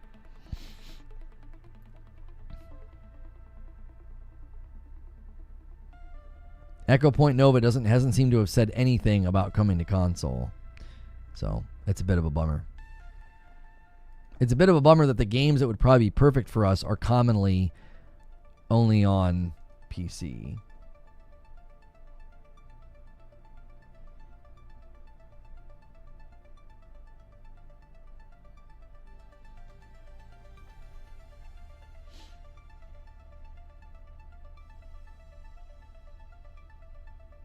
Yeah, the the Fantastic Four score went up to 89. Yeah. People seem to like it.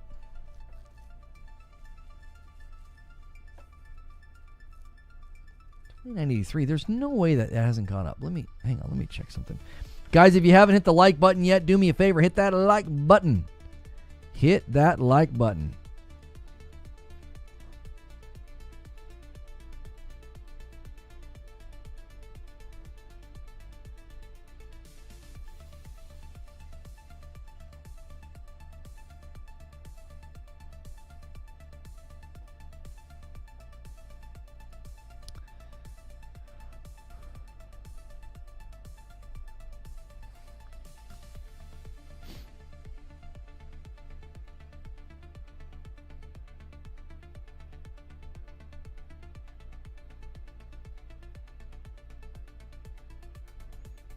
I'm not seeing anything new in the feeds right now, boys. Looks like we've gotten most of our news announcements. We are 19 members away from the next milestone, so help us get there by renewing or gifting. Doomslayer with 30 months. Did you finish Death Stranding 2? No, I had to take a break from Death Stranding 2 to put in over 20 hours into Wu Chang Fallen Feathers. My review in progress will hit this evening at 10 p.m. Eastern, so please, if you see that, support it, watch it. Looks like we're going to be doing a town hall in Discord to get everybody kind of rallied around and good to go and ready to go to watch it. So, and thank you guys for 300 likes on YouTube. Slower news day, but a great turnout nonetheless. I love when you guys show up no matter what. I can't control the news cycle. And, but I can control putting on a show every day.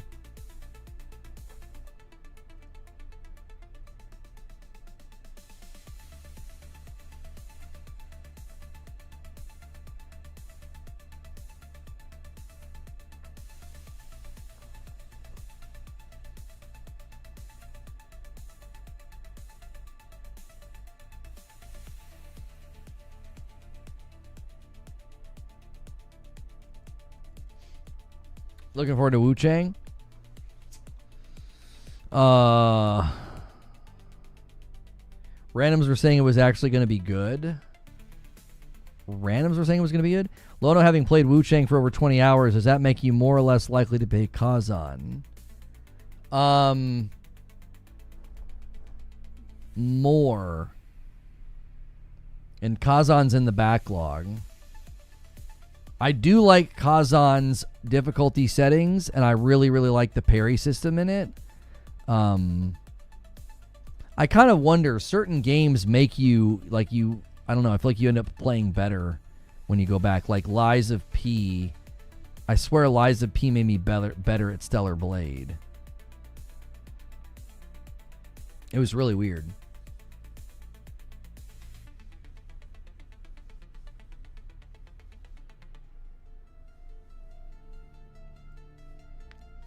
Like, that's not even really a clue into Wu Chang. I'm not saying anything about Wu Chang. It's just sometimes you go from one game to another and you feel like, I don't know, like it sharpens you or something.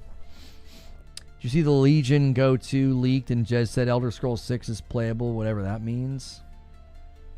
Elder Scrolls 6 has been playable for a while, according to Bethesda. They had internal playtests, like, what was that, 7 or 8 months ago?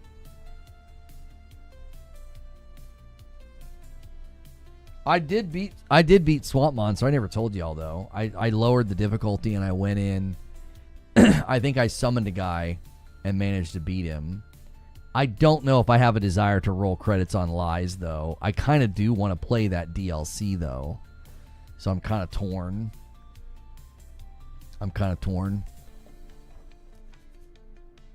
My mind is kind of thinking differently about these games and things now. I don't know. You'll understand. I think you might understand more after watching the Wu Chang video. Why I'm saying what I'm saying.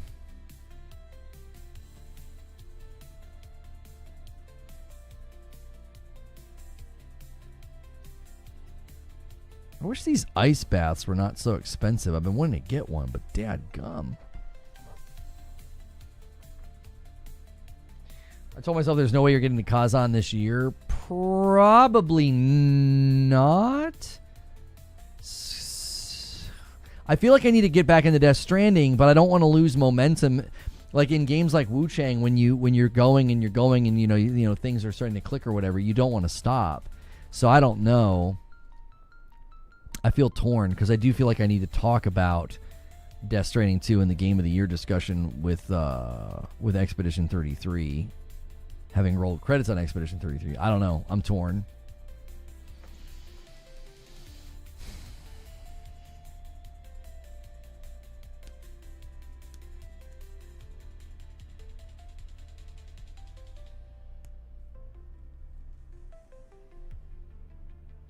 Kazan's so good.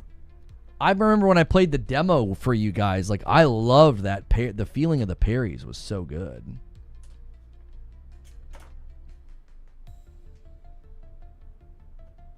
Yeah, the Decima engine's kind of I'm going to tell you this. You better be careful with that Decima engine, boys. It'll spoil you. It will freaking spoil you, man. You got to be careful.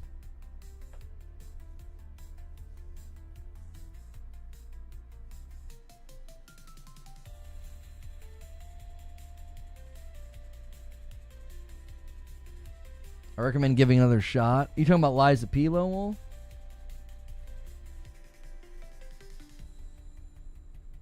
The combat's so good. Plenty of videos saying it's the best Souls-like combat.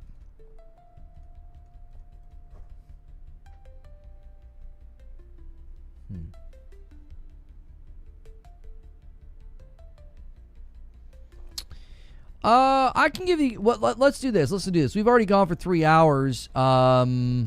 We're kind of in that wind down pattern. I'll let y'all extend. If we hit 300, I'll extend. We'll go. If not, we'll go to green room. I'll give you guys until the hour. It's like 26 minutes to get 19. Let's see if we can't do it. Get the renewals going. Get the gifteds going.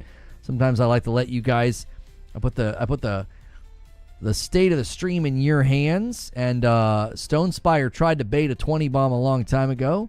Now could be the time. Now could be your time, Purple. It could be your time, Twitch, to steal the next milestone and extend the stream. If not, in about 20 minutes or so, we'll go to green room and we'll figure out what we're going to do. Tamura.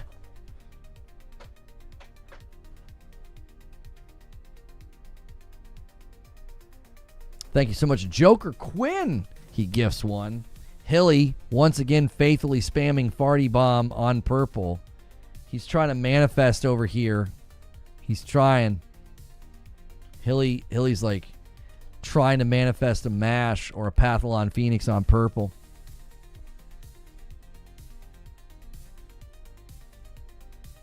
The way that animates Snake Eyes, the Lono Lude, it looks like my eyebrows go up at the tail end of it. Like, that's so good. I just now saw that. I've never noticed that before.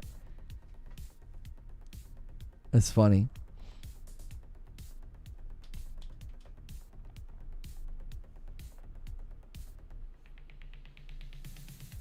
Are you staying away from any Nintendo news, Pokemon to cover tomorrow? I don't really. And XCal comes in with a single. There it is. The singles add up, boys. You don't all have to be monster bomb droppers. You can just pay it forward and bless somebody with a single gifted. Thank you so much. I don't really do anything with Nintendo, especially not Pokemon. Like, we play Donkey Kong. Like, I'll play, mainline Nintendo games when they come out, but I don't do anything with Pokemon. I don't know anything. I don't have much to say about it, other than, well, that's a Pokemon,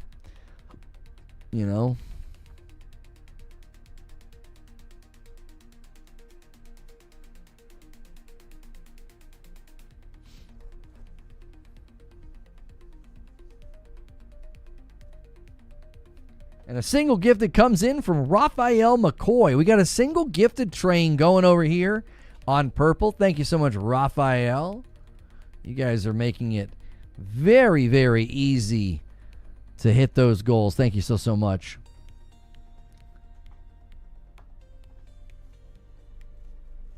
At least you pronounce it correctly.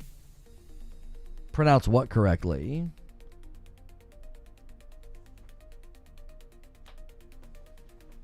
And a single gift that comes in from Cobra Kai.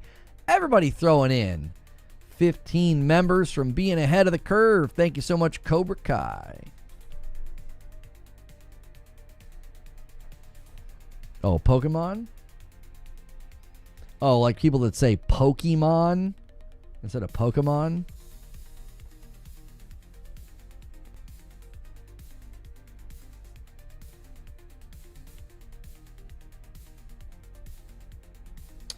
Bro, you back on Twitch. Good to see you here again, man. Thank you. I've been here since April. I actually got the account back in April. Appreciate you supporting me. You've been following me since 2020, which sadly that was the year that we lost the channel, and we got back after 4 years and 9 months. Cobra Kai says, I'm trying to extend since I just got here. Well, we're 15 away, and you guys have 22 minutes to get 15. That's very doable for this crowd.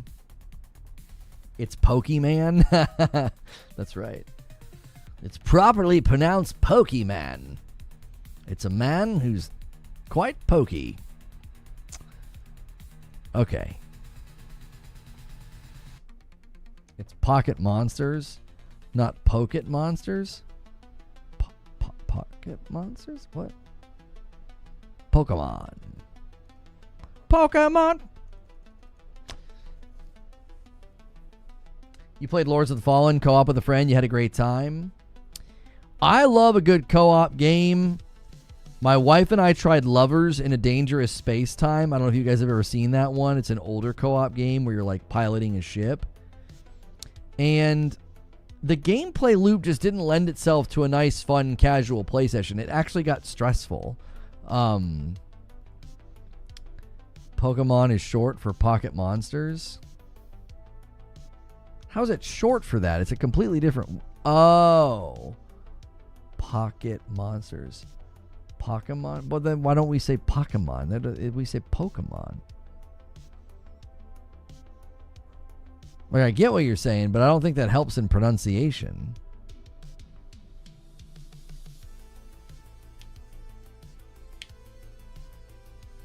Pokemon. Poke the Mon. Monhun? Yeah, like Monster Hunter. You're just now finding that out? I've never followed Pokemon. I didn't know that it meant pocket monsters. I just thought it was a word from the lore of the world of Pokemon. I didn't know it was short for Pocket Monsters. I don't know what Yu-Gi-Oh means either. I don't have any clue. It's not, it's completely outside of my world.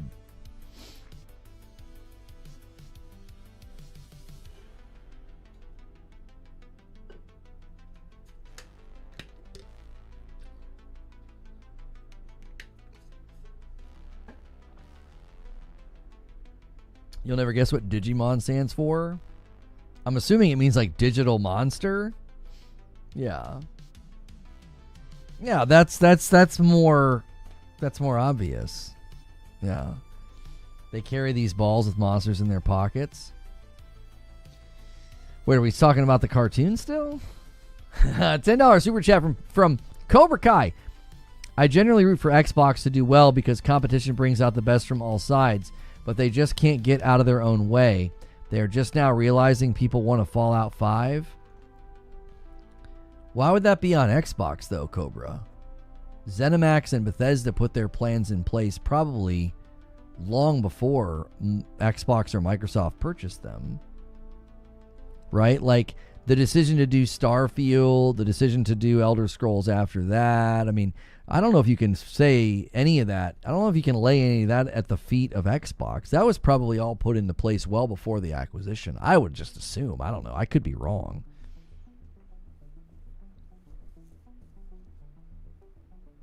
They've just greenlit Fallout 5 now?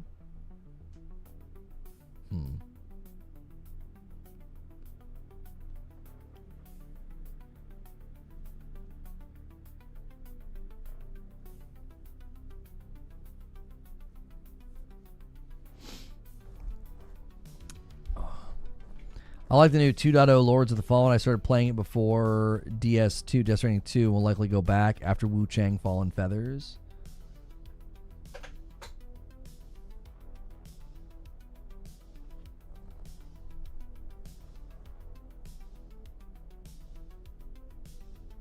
Put on your best Japanese accent, channel your inner Jin, and say pocket. No, I'm not doing that.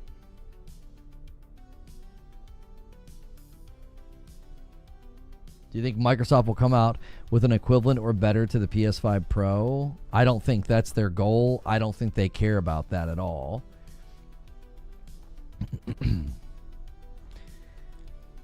I think they're perfectly content and happy to have basically future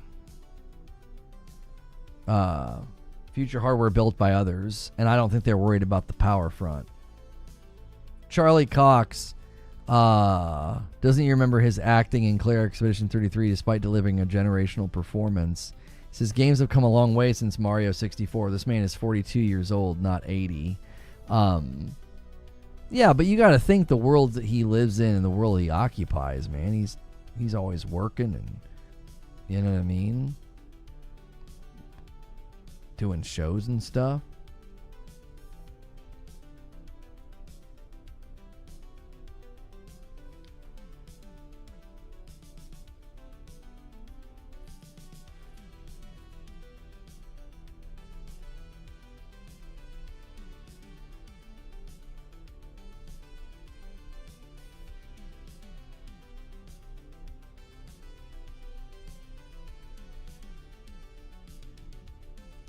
I know plenty of people that don't play games. Yeah, like if you're just not in these spaces, like I think that's what sometimes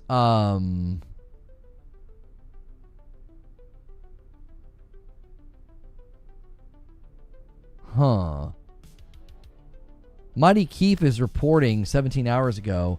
He said, my video is doing well, but I noticed that this is the third video in a row where it isn't hitting the subscription feed or notifications. Many are subbed and have the bell that have told me they don't see my videos anymore. Yeah, his video has a 3.8 thousand. It's down for his subscription feed. I wonder if that's some of the things that's been happening to us as well. Because we feel like we've resolved our problem, though. That's interesting that he's having an issue as also.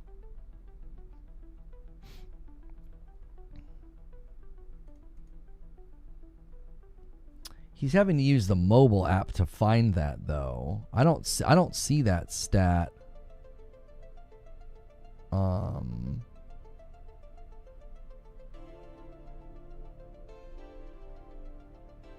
How does he get that stat? How viewers found this video? I wonder what... Yeah, he's on the overview tab. And he goes right beneath overview. Live streams don't get the same stats, I guess. That's interesting. Huh.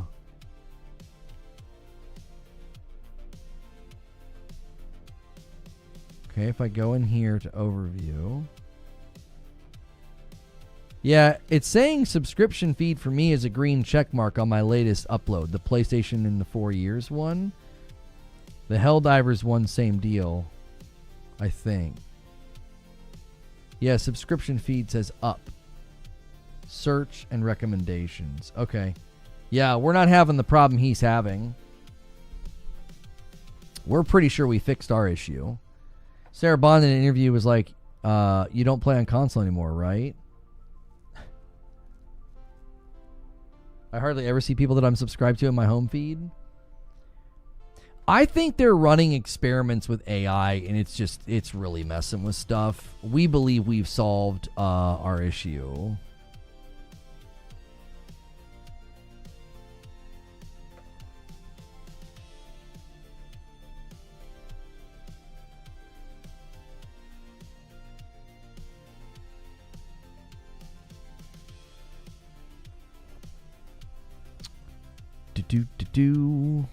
Dying Light, The Beast, hands-on previews. You still have Steam?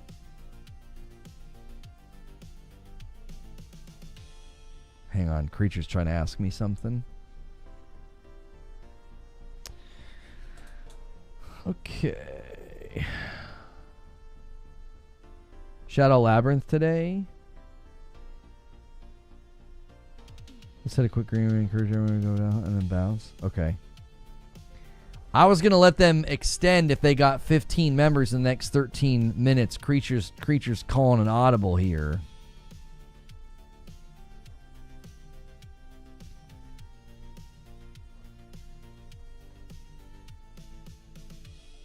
Need a few pieces of footage for you, nothing major. Oh, I bet he wants... I already know what you want. You want footage of Skill Tree. I literally thought about that last night. I literally thought about that last night. I was like, yep, he's going to need that. I didn't.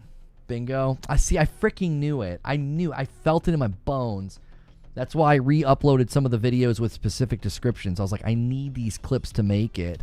And I was worried you were going to struggle to find them. Because sometimes they're like middle or end of a clip. And I was like, I'm going to give him timestamps. And then I was like, frick, I didn't give him Skill Tree.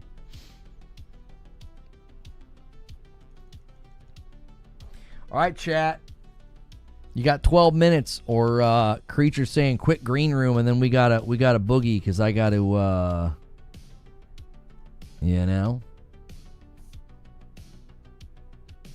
see more. Playlist external. Browse, suggest, search. Yeah, for some reason, they just don't give you that stat on a live stream. It's weird. Or a Premiere. I'm sorry. No, they give it to you on a Premiere. They don't give it to you on a live stream. From the leaks, Battlefield 6 looking good. Well, their CEOs are crazy. Time to make the mother flipping donuts. That's right.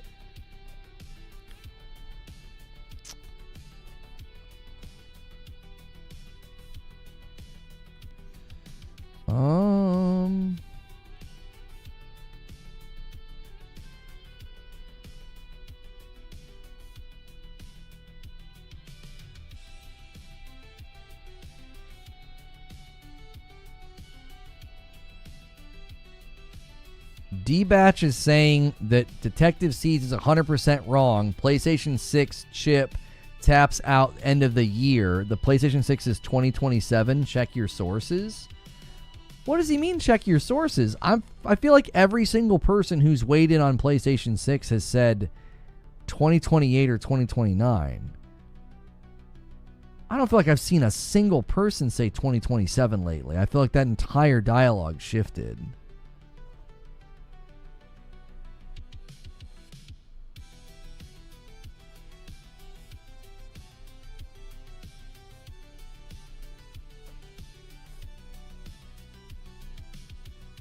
You telling me Intergalactic is PS6?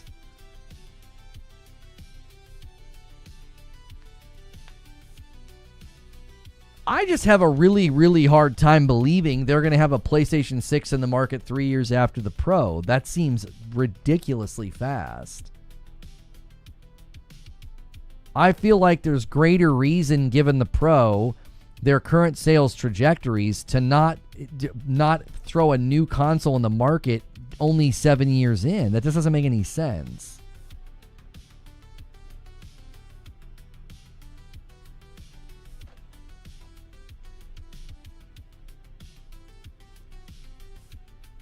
Why do I buy Intergalactic when I can wait for the PS6 remaster?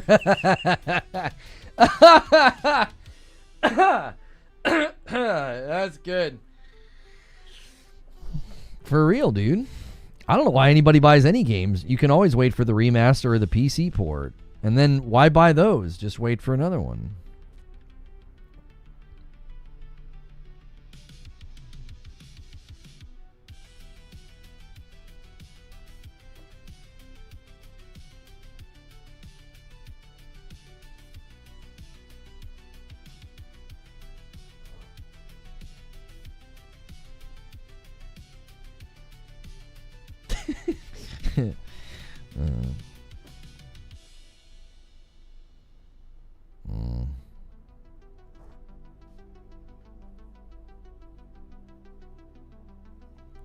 Wu Chang Fallen Feathers has surged to number 2 on Steam's top sellers chart by revenue, just behind Counter-Strike 2.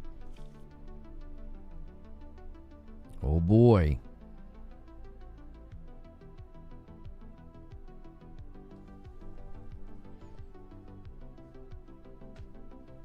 I also believe Intergalactic's 2027. There's a reason to think that Intergalactic is 2027, because Jason Schreier has been pretty reliable, and that's what he said, basically.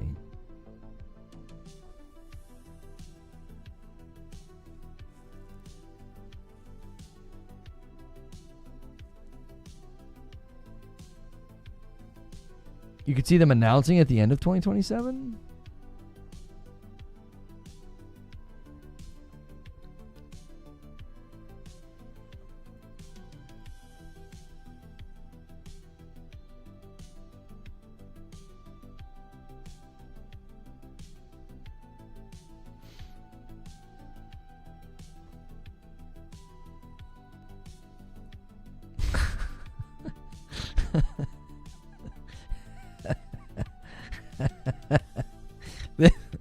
This is a funny tweet.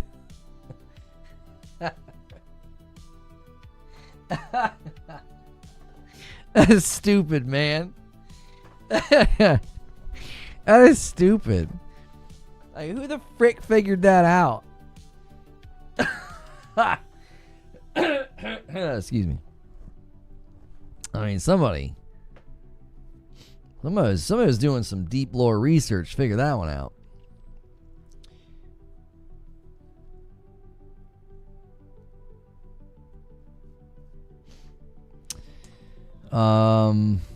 Surprised Ready or Not is not. I'm surprised Ready or Not is not the number 1 bestseller in the U.S. PSN store now. Not even Destiny 2 got above Fortnite or NBA.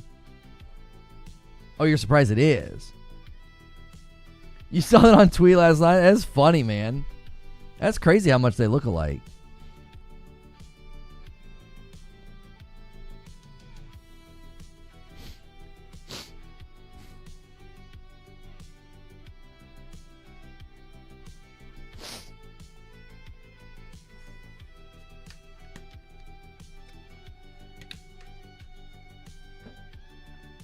All right, we're going to green room in 6 minutes.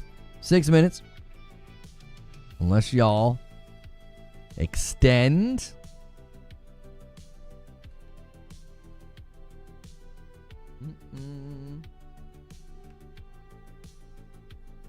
Looking at the news feeds. I don't actually know what will. I think tomorrow we may not even need to book a show. We may just do a Wu Chang review roundup. In the wake of my review in progress. And then we can you guys could probably ask me questions and stuff since the embargo will be up, you know?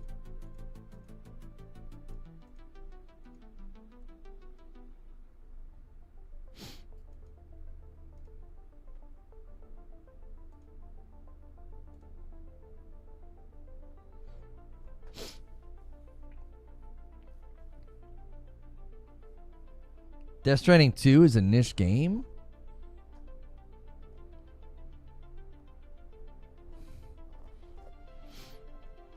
I don't know. I mean, it probably is.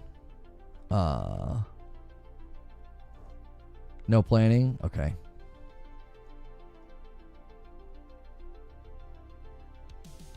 Everybody's saying, please don't screw it up. Please be good about the Battlefield 6.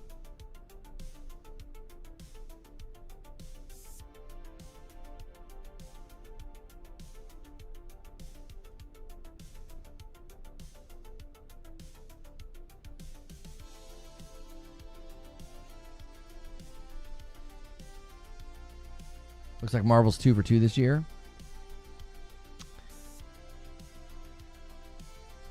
4 minutes. 4 minutes, y'all.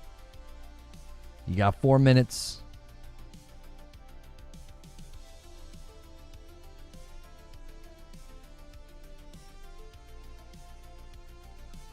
Ubisoft confirmed that Ghost Recon's real today. Ah, that felt good. Battlefield 6, microtransactions are fun edition. We're just ignoring Cap now? Maybe.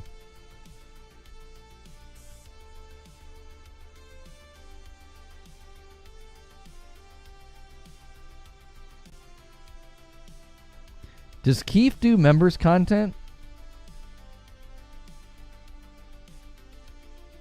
I am Mighty Keith.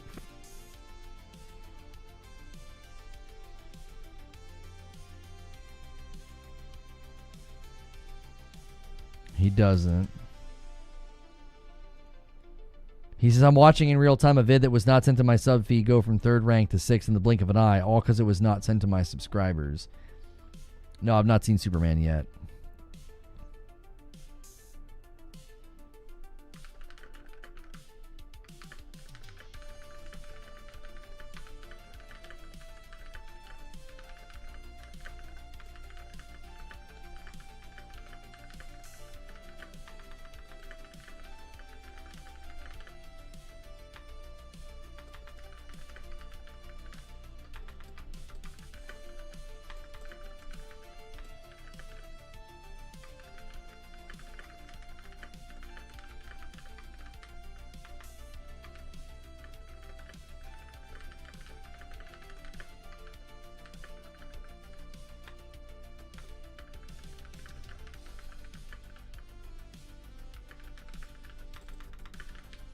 I said they have 100% been messing with stuff.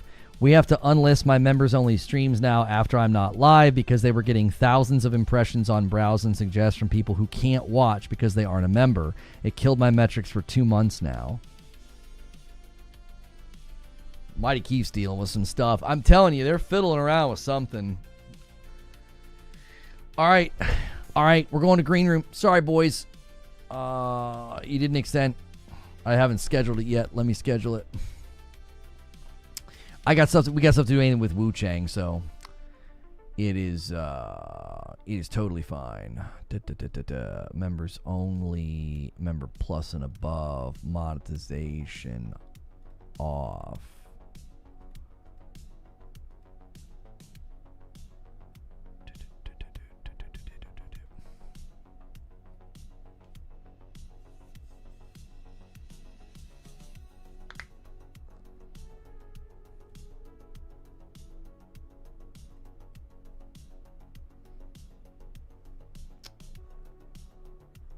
Okay, let me set up redirect.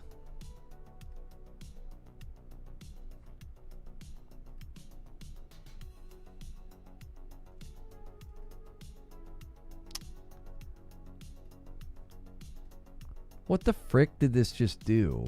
Oh my gosh. Hang on a second. Scheduling streams is still being wonky.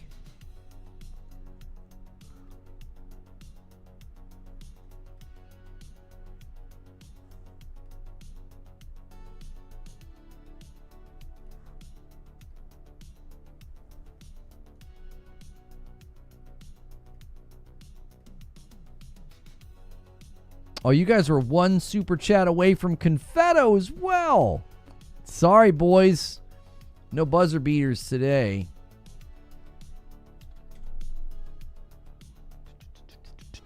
Okay.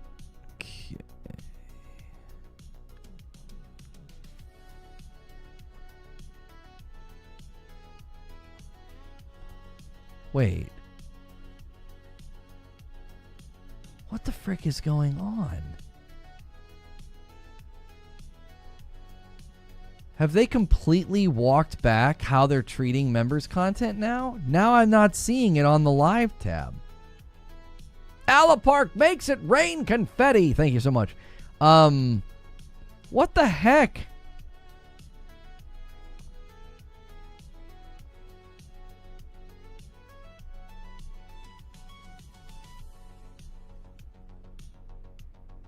Not too late. Thank you so much for the $5, Lone Wolf. You guys are the best. Here, I gotta gift a member. You guys did it at the tail end here. I owe you. Super chat, a member. There you go. Okay, no, Green Room is now showing up on the live tab. I was like, oh my gosh, if they just walk that back and they're no longer doing that, number one, I'll be glad, but I'll also be freaking ticked. Making all these stupid changes. All right, hang on. All right, that's where we're headed. All right, thank you so much for being a supporter of the channel. Whether you're a member plus or VIP, it means the world to me. It's how I'm able to do this full time. If you're catching the tail end of the previous show and you're not able to watch our Green Room segments, consider upgrading. $6 a month gets you into all of my extra content, the behind the scenes, how we plan things, how we do things, the Discord, streams with my wife, all that extra content is made available to you. This is going to be a shorter Green Room. We've got a little bit more work to do on the Wu Chang Fallen Feathers review in progress. It's going to hit my channel at 10 p.m. Eastern. Please be in the Discord for Town Hall. Please support the video if you can. Watch it, like it, leave a comment.